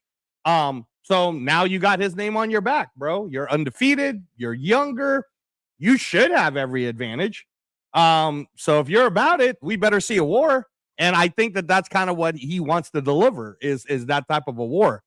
I think where Julian Rodriguez is at, though, and why I'm kind of picking him is when you've been through it, right? The ups and downs of your career, and you feel like you're finally getting the shot, right? you're going to be fighting in kind of like the NBA version of the bubble. It's all just going to come down to your skills. And power is one thing, as we saw with Brian Norman, but skills is another, as we saw with Devin Haney. And I just don't know if Kane Sandoval got the same level of skill set as Hammer Hands. And he's not called Hammer Hands because his punches tickle, by the way. 100%. He hits hard too, bro. He hits hard too. So no, isn't this the guy who isn't this the guy who got the story with Gervonta Tank Davis back in the day? Wasn't he the guy who was talking about he knocked like the amateurs, and quit or something like that? Yeah, right. That's who Julian Gonzalez. Okay, I know who he is. Yeah. No, but you know what I'm saying, Clay, right? Like, if you're Julian Rodriguez and you knocked out a bigger person in Avius Griffin out the ring, bro, you knocked him out the ring. You think you're gonna be scared of a little 140 dude? Nah, he ain't scared of your grills, bro. You know, you better come correct. And as a fan, I'm looking forward to it. I hope it's fight of the night. I hope it's so fight of the night that CBS shows the replay while I'm watching the NFL on Sunday. So do your thing. That's a good point. Listen, I like what you just said. That's good. You know what? Because we're going to get coverage media, right? We're going to see ESPN covering this, believe it or not. We're going to see them putting, hey, look at Zuffa's first event, blah, blah, blah. We're going to see all that. And that's what I said. The broader scale of this is we got to understand that this is going to bring boxing back to the forefront. Yes, I couldn't think of his name, Sandoval. That was messing me up. I knew J-Rod, right? And I was like, darn, what was his name? Clay just said it.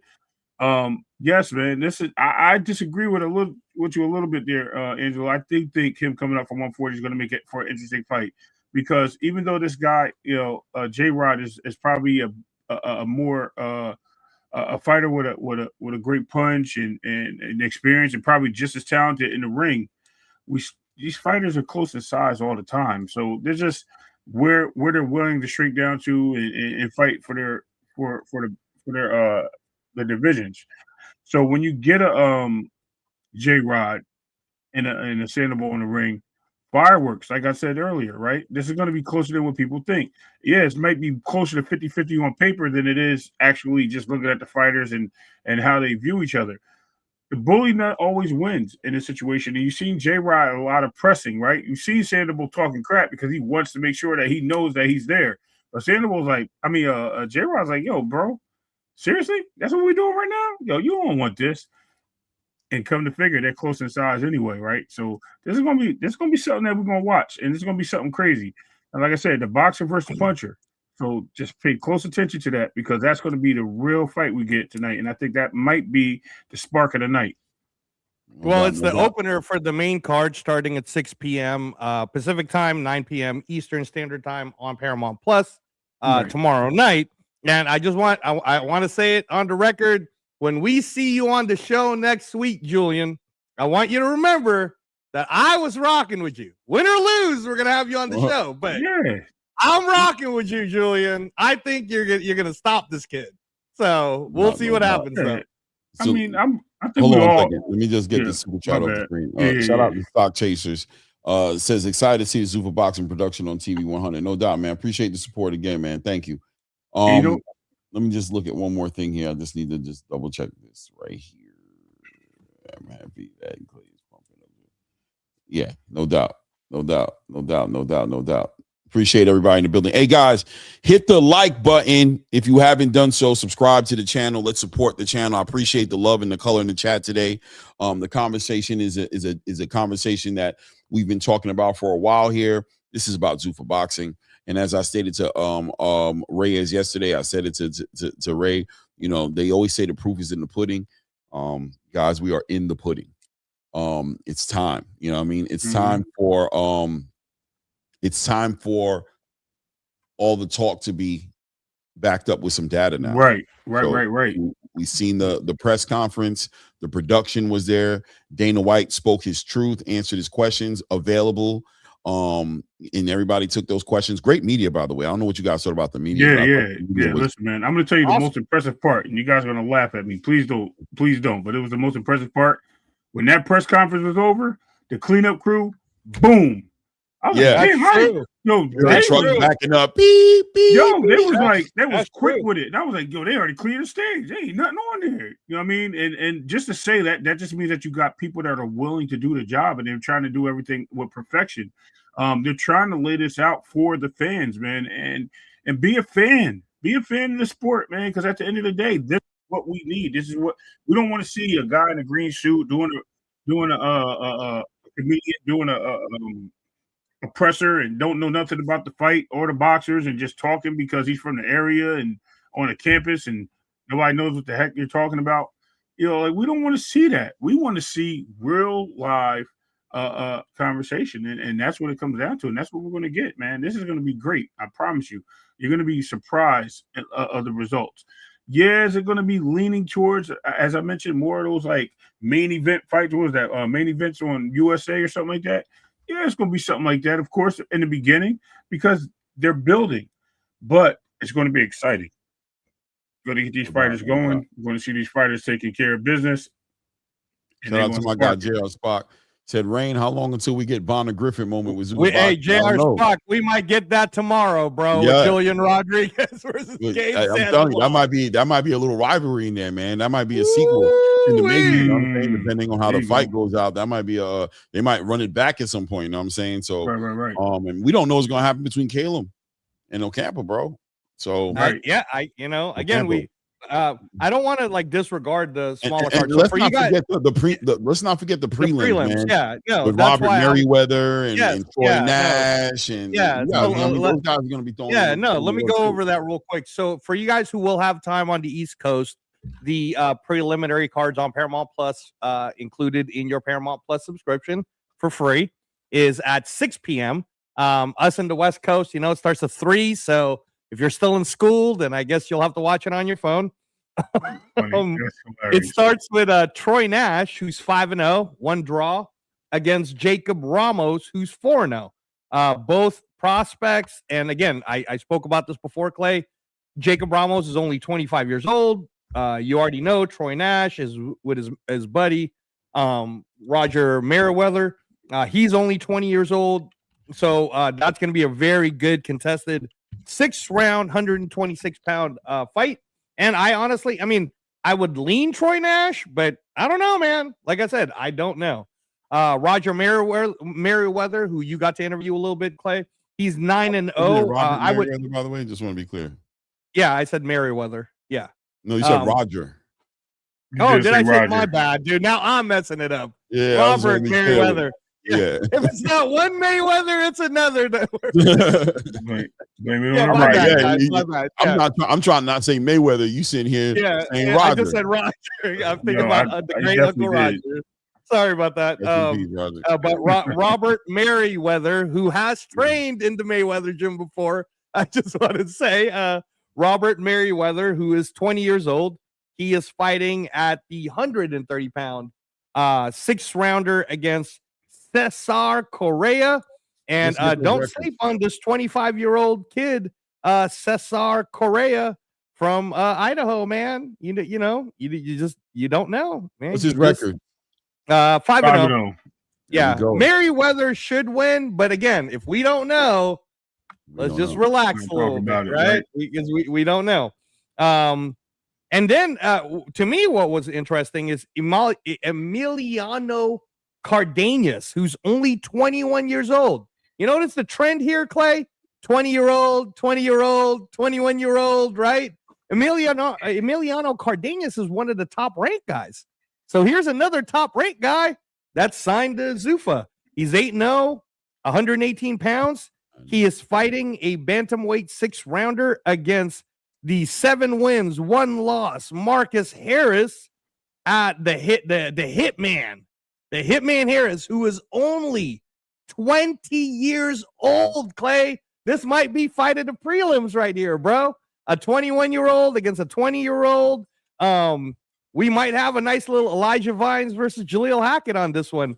The kid's from Chicago, Illinois, born in Chicago or Granite City, Illinois. He trains out of Lakeland, Florida. I don't know, man. This one could be a good one. That could be a good one. And then that's a 6-rounder.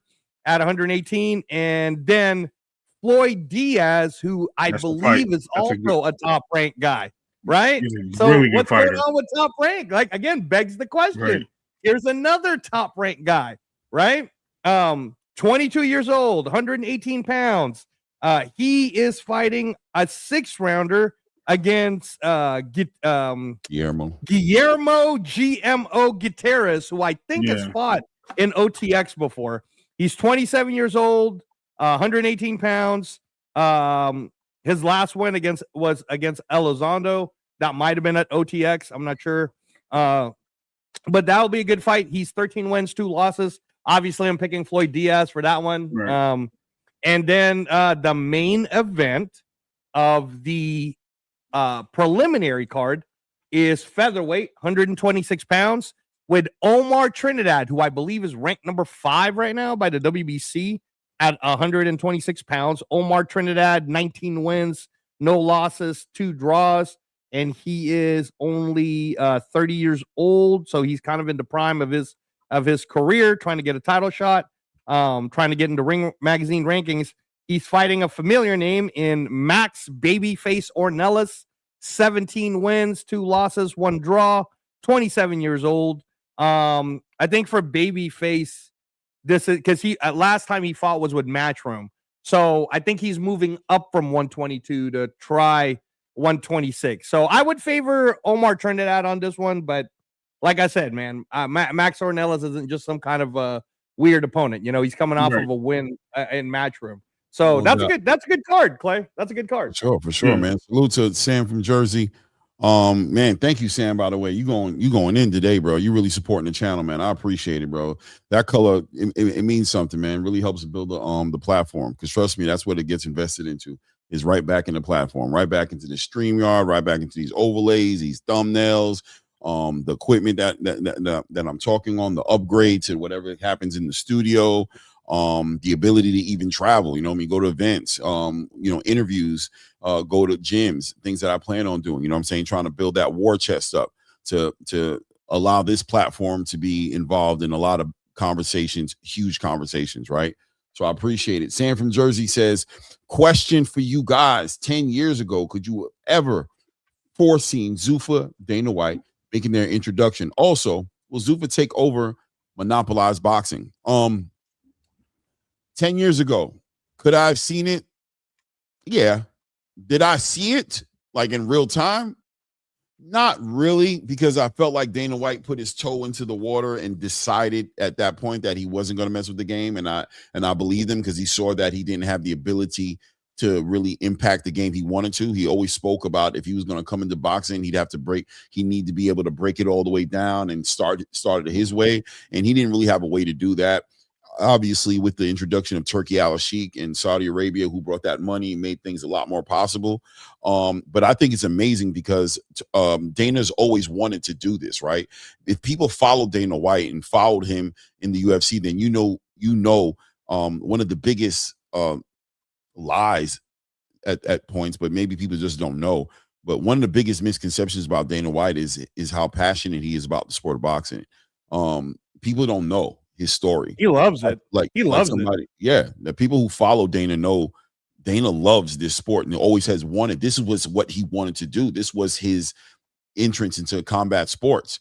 He thought he was going to be in the boxing game, but the politics of the game became, just unbearable. And he found something in the UFC, something that was raw, wasn't legal, but he saw the combat, the value in it, and the way that would cross over with the combat sports fans in America. And he convinced the Fertitta brothers to get into it, right, and put some money behind it. But this was always his dream and always an aspiration of his.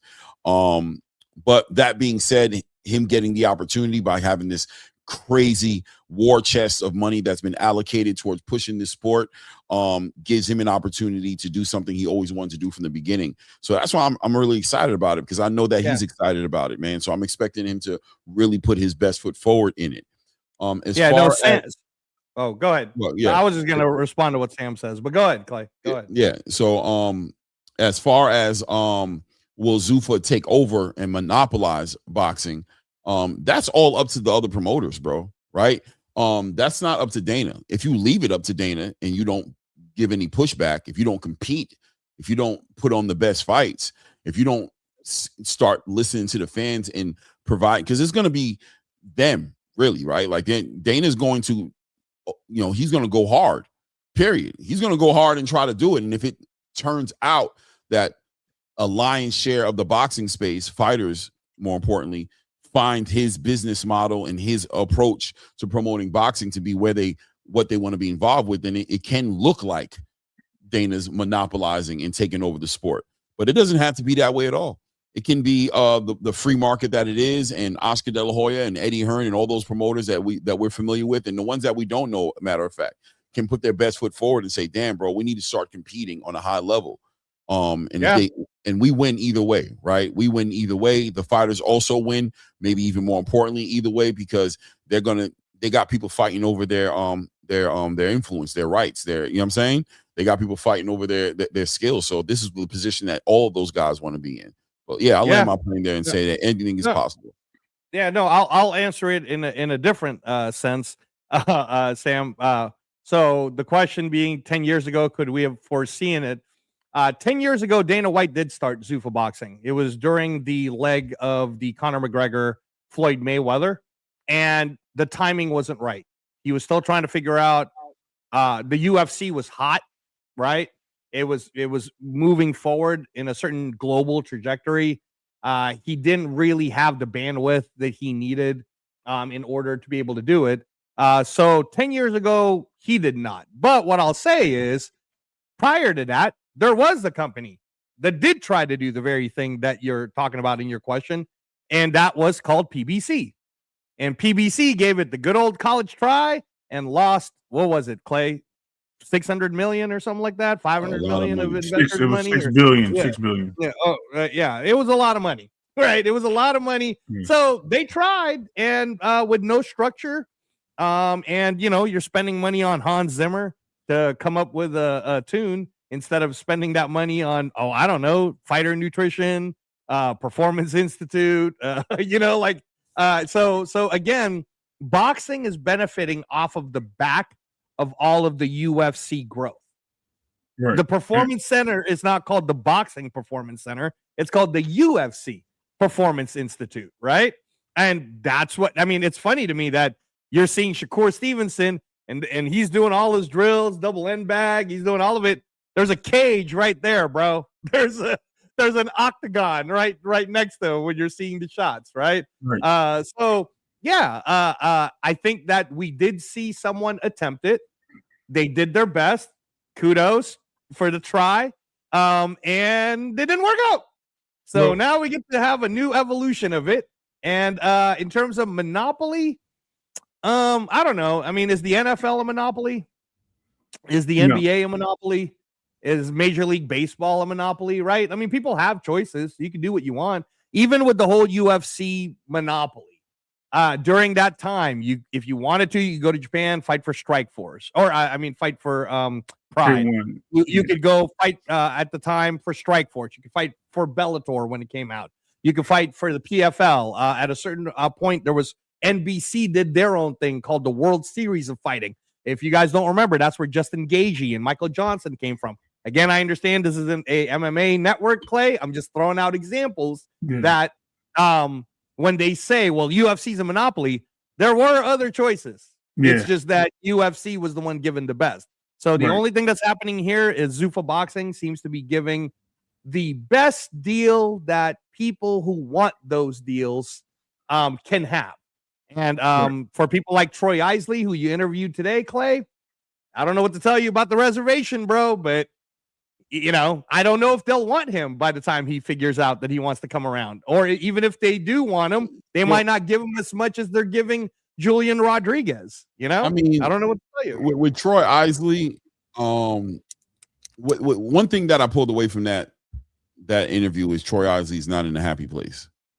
Right. One way or the other, right? He's very disappointed where his career is at right now, where the way it's been moved by Top Rank. It's personal for him. He wasn't sharing too much about exactly what it was, but he summarized it very simply by just saying, It could have been better. It should have been better. He feels like a lot of other fighters got the push. He didn't.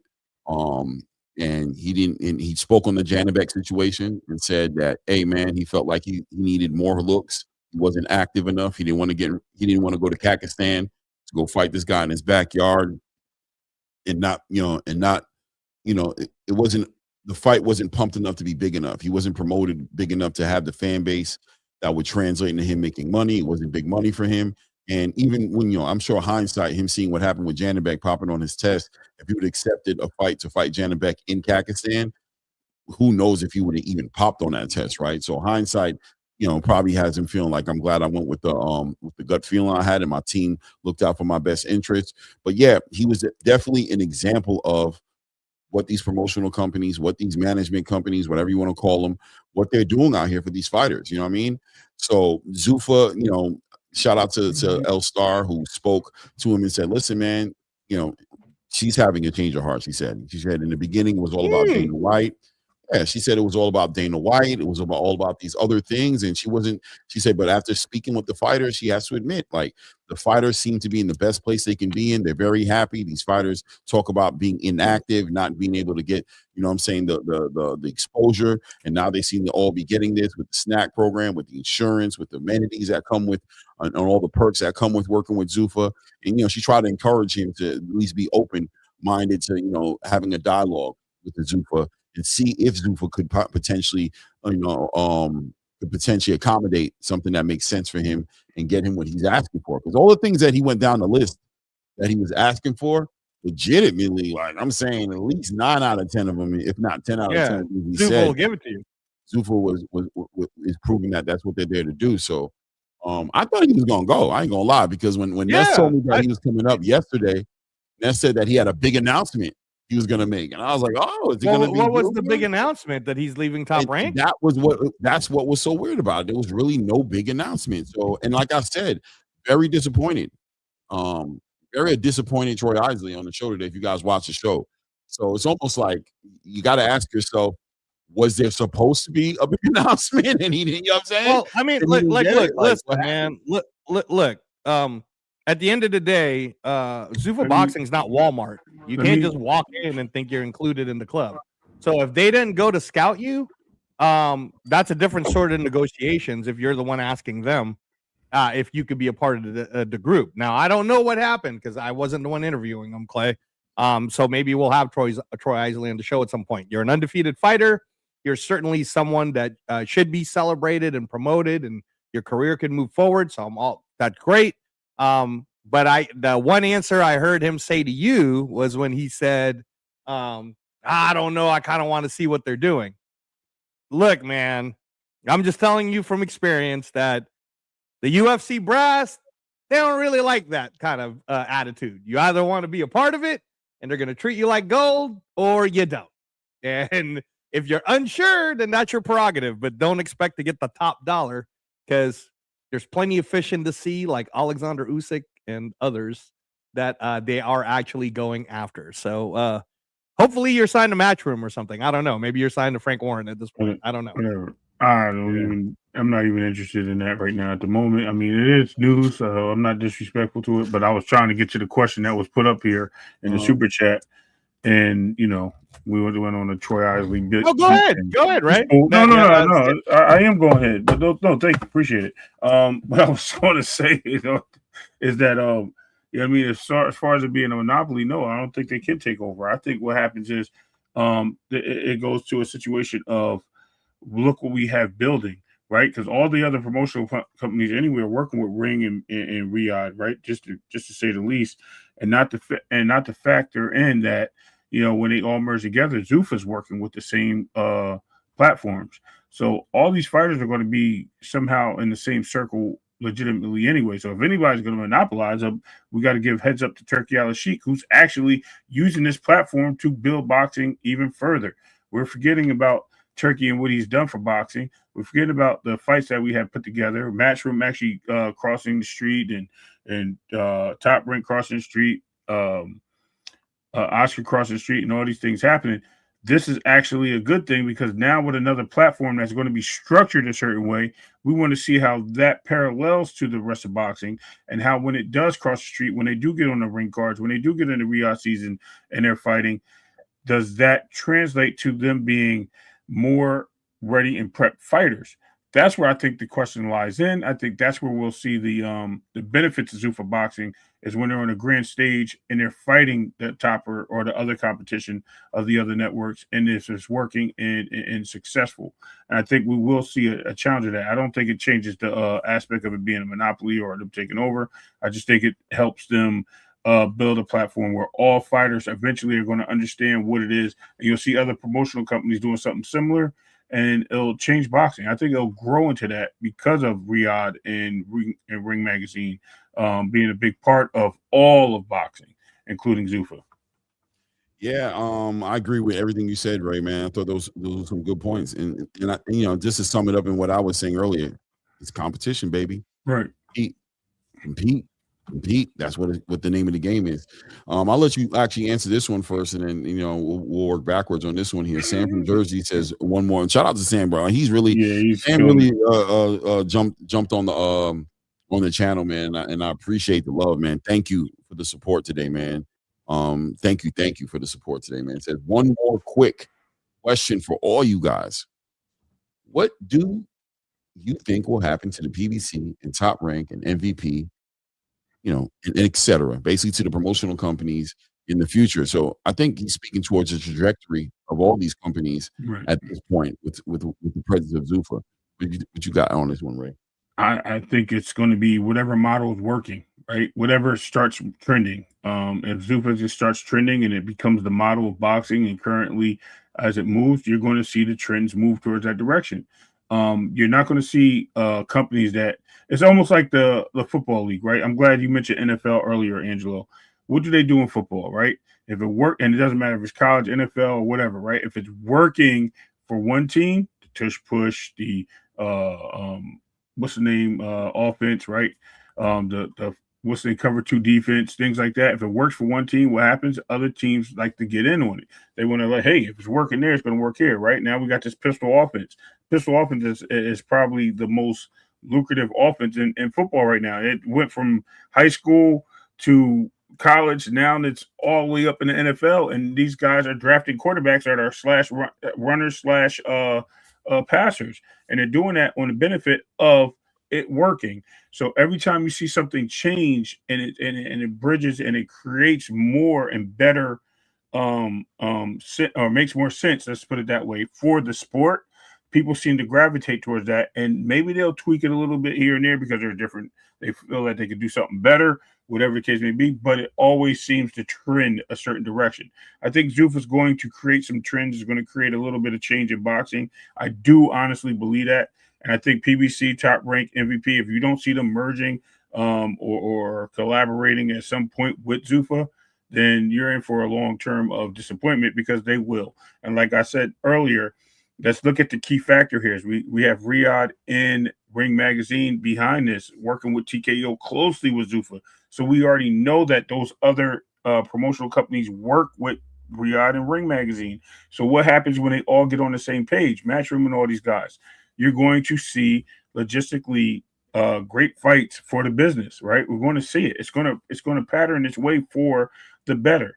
And I think that's what we're going to see at the end of the day.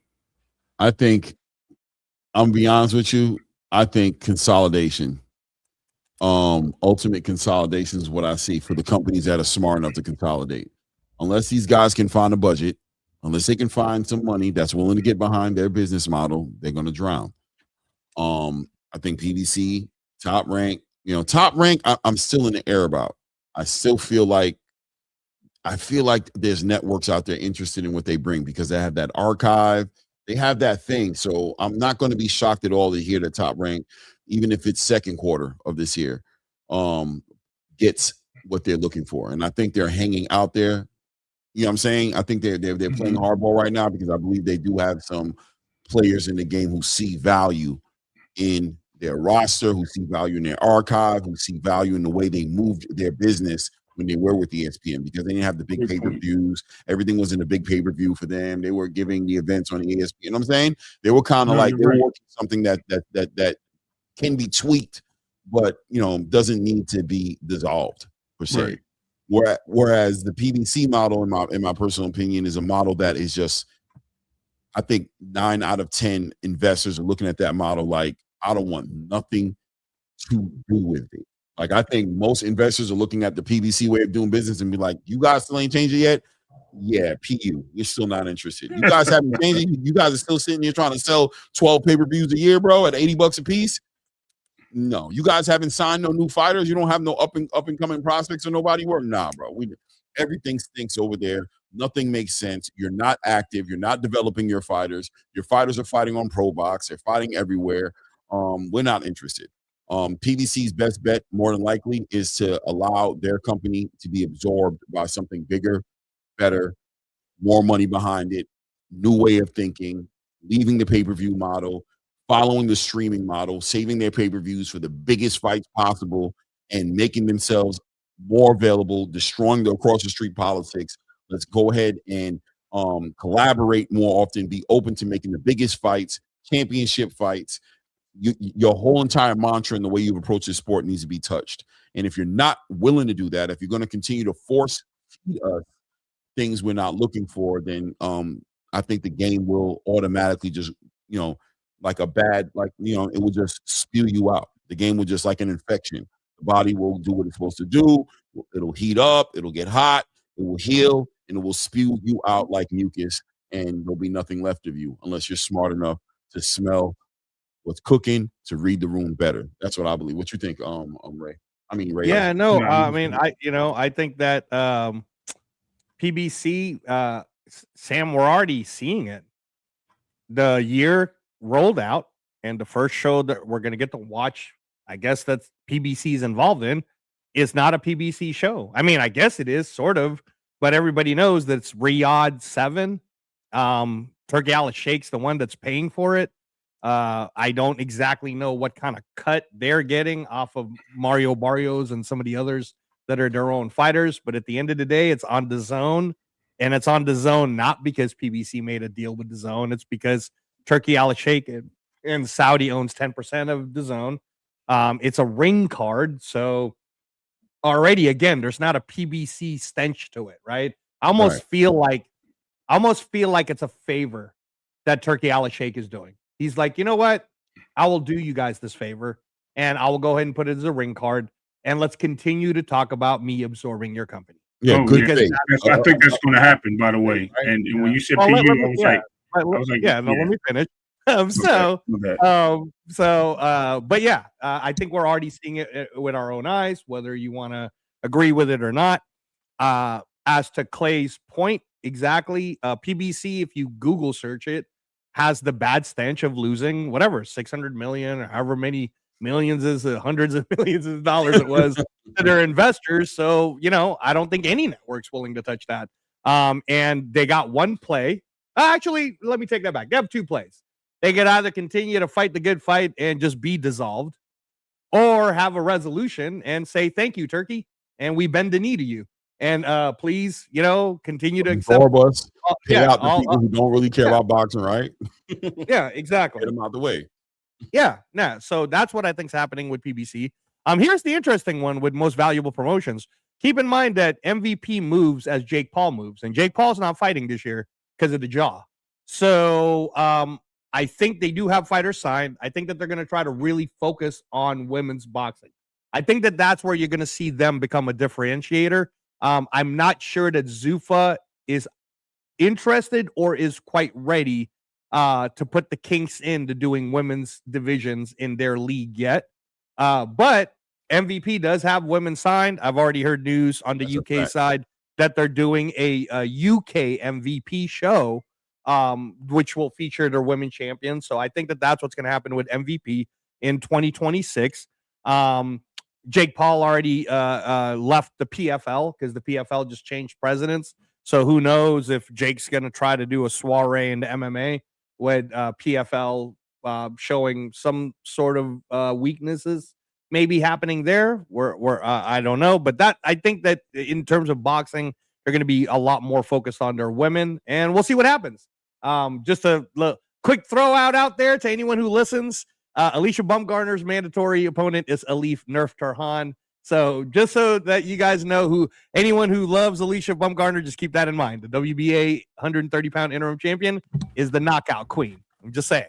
And then as far as Top Rank, I hear you, HLD. I understand what you're saying, but you're also saying that you're gambling on the fact that deal is going to come through. Because I don't know. For all I know, Paramount might come in last second and turn the whole apple cart around, and Paramount absorbs Warner Brothers and Discovery, to your point. So if that's what Top Rank's plan is, maybe that's why they're losing so many of their fighters to Zuffa, because the plan has no plan. And for right now, thank you, Top Rank, for continuing to allow us to watch free, great boxing matches that you're providing on Tubi. Unfortunately, you gave it to us last minute, so everybody's kind of focused on Zuffa boxing right now, because it's what's when people say, Clay, that we're pushing Zuffa, how are we the ones pushing Zuffa when it's all we're seeing in the news, right? I didn't see in mainstream news Top Rank and Tubi, right? Unless there's a Tubi outlet I didn't know about that talks about news. I didn't see that. And as far as Matchroom, I'm only seeing like Matchroom and maybe some UK people, but a lot of the talk is Zuffa. So no, HLD, it ain't no gamble, brother. It ain't no gamble. If you're saying I'm gambling, well, the UFC got $7.7 billion. So I wonder what Zuffa boxing will get 7 years from now, right, Clay? There's a 5-year period that Dana White says he's got to prove to Paramount that it's all worth it. The full contract is a 7-year contract. So I bet you in 5 years he's going to get an extension and he'll get more money for Zuffa boxing. In the meantime, I agree with you though, Clay, that Top Rank's library is so big that I do hope someone buys it, right? Netflix, somebody buy that awesome library so that it can be showcased forever. Maybe ESPN will do it. Who knows? I mean, I don't know. I agree. And I was actually ready to touch back on that, because I like what Clay said about that library, right, being what it is and having the great history that it does. What we could look at is, it's again, I just said about following the leader, right? What's working is what's working for me is going to work for everyone. It's going to change the game. And I think what we're looking at is networks getting back into, like prime networks, getting back into boxing. If Zuffa works out on Paramount, who you think is going to be next? You're really going to see Peacock holding boxing, or you're going to see Fox holding boxing, and you're going to start seeing these networks, major networks, probably doing big deals, maybe even doing a deal with DAZN itself. So we see DAZN fights now on a regular network channel, where we're not looking to subscribe to an app just to watch the fights. This may change boxing going forward, because of Zuffa's if the success rolls out that we expect it to be. And we only need to see a 6-month turnaround, right? We don't need to see a whole 5 years. We don't need to, because it's grow. And once we see the turnaround in the sport parallel, people start moving in a certain direction, you'll start seeing all these other networks gravitating to the same model. And that's what happens. Okay, hey, where's that fighter that we were looking for? Which one? The Charlo brothers. Where are they at? Okay, you know what? Bring that company over here, right? Let's bring it over here. Matter of fact, let's bring that company and this company here, both together, and then we'll just talk to them both, and we'll see, as you heard Oscar say, right? Yeah, we're talking about making big deals, whatever it is. Maybe there is something on the horizon, right? And that's what we want, because we want to see the competition stellar, but we also want to see these guys in great performance. We want to see the boxing giving to the customer, and the customers are not allowed to view everything due to the fact that everything is $80, $90, $75. So now that this may move and get to, Netflix showed the world that they can bring more numbers and more eyes to boxing than PBC's ever did with their biggest fighters. Bro, I mean, who's to tell what can happen if you are able to put this on any network with commercials for free? I'm just saying. Money talks, baby, and I think Zuffa's going to prove it. I think being backed by TKO and all these other, and Riyadh and all them, is going to change the game. Yeah, it's about that time for me, guys. I got to make moves. But Hey man, great conversation, great build today, man. I thought it was a good show. Hope everybody found some quality, some value in the build. Thank you once again for the super chat, Sam from Jersey, man. I appreciate you so much. Thank you for the support today, man. The color in the chat. Everybody else too who supported us today. Who is it? Nas, 610 Nas in the building. Thank you for the support. The Libra. I appreciate you both, stock chasers, man. I appreciate you, all you guys, man, who help support Sam this from Jersey, the big winner. Sam from Jersey. You know how we do. Not to mention, did anybody catch any bit of the Ryan thing in Barrios? I did. I was. That's what I was doing a lot while y'all were talking. I was looking at it. It was dry. Ryan's a clown, bro. He ruined it. I'll be honest with you. I think Barrios even got distracted where he just didn't want to be a part of that clown show. So yeah, it was. Yeah. But I'm gonna watch it better. Let's end with the super chat, bro. Like, no, I am. Hold on a second, because I gotta wrap this up and get out of here. Right. So we're good though. So I appreciate everybody in the building. Thank you, Sam, again, man. Says Clay, you have great co-hosts. Thank you, Ray and Angelo. No doubt, man. Oh, I appreciate Shout out to Ray. Shout out to Angelo, man. They really make this whole entire experience what it is. You know what I'm saying? Having people to be able to dialogue with and throw thoughts off of and get new ideas and perspective from, it makes a big difference. And of course, everybody in the chat plays their role as well, man. Everybody who's engaging in the chat with their point of views make it a big deal. And Ray, I agree with you. I think the influence of Zuffa could work positively for these other promotional companies, but I do think it's also going to require change. These companies have to adopt new practices that make sense and convince investors that they're changing the way they're doing things, and the new way they're doing things is going to profit the networks. Yep. If they're not able to convince and sell that idea, it's going to be the same problem. So yes, if they adopt some things they see that Zuffa's doing for themselves and they prove to the networks like, oh, okay, you guys got a new way of looking at you, seeing it differently, then we can see some trial by error, some trials. We're going to do trials by error, give you a small deal, give you something small, not enough to hang us with, but hang yourself with. And let's see if you operate accordingly. And we can see a lot of things change. But time will tell the story. Tomorrow's the big show. The weigh-ins, I believe, are today or already happening. Yeah, the weigh-ins are in 2 hours, guys. And just real quick, Clay. So Clay Moraine's going to be doing, I believe, a watch party for the Morataya versus Cruz event. That's on Saturday. Again, this is a very boxing centric channel, so you guys can count on that. And by the time we do the next show, Clay, probably when you actually do the watch party, we should have already hit the 3,000 mark. So please, guys, share the channel. Pass it around. That's what I was gonna say. Subscribe. We're only 10 away, man. Almost there. But what I'll say is I'll make it easy on you guys. There's a nice little 20-minute video that just got clipped on where we're having a discussion on Zuffa. And, if you want to bring certain people in, just share that little quick 20-minute. You don't got to share a 2-hour one. Just share a 20-minute one or share one of the shorts. The shorts are always fun, right? Yep. So, yeah. But please share it so people can subscribe. And hopefully, again, Clay, by the time you do your watch party on Saturday, that you will be saying, yay, we hit 3,000. Hopefully. Yeah, right. Oh no, that's a fact. I think we're definitely going to hit it on Saturday, because those are usually when I'm covering the sports. I'm usually getting a bunch of subscribers on those days. I haven't actually covered boxing in a little bit because there hasn't been a big event, and I ain't gonna lie, I've been a little selfish as well. I've been catching boxing by my damn self in my living room on my recliner. You know what I'm saying?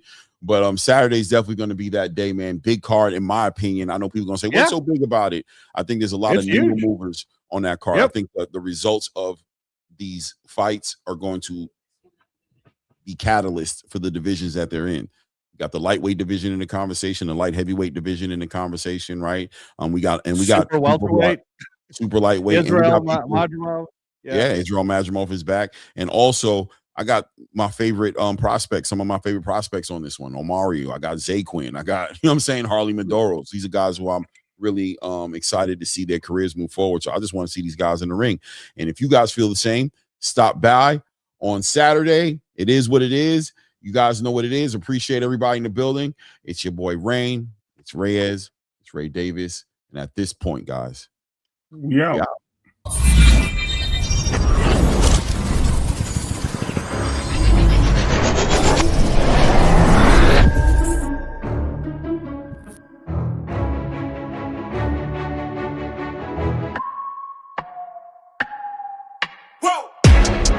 never make it this far. They hated, they never believe me. Yeah, I would never drop the ball. I know I make it look easy. Yeah, Mayweather with the defense. I don't care what a critic gotta say. I got them picking up the pieces.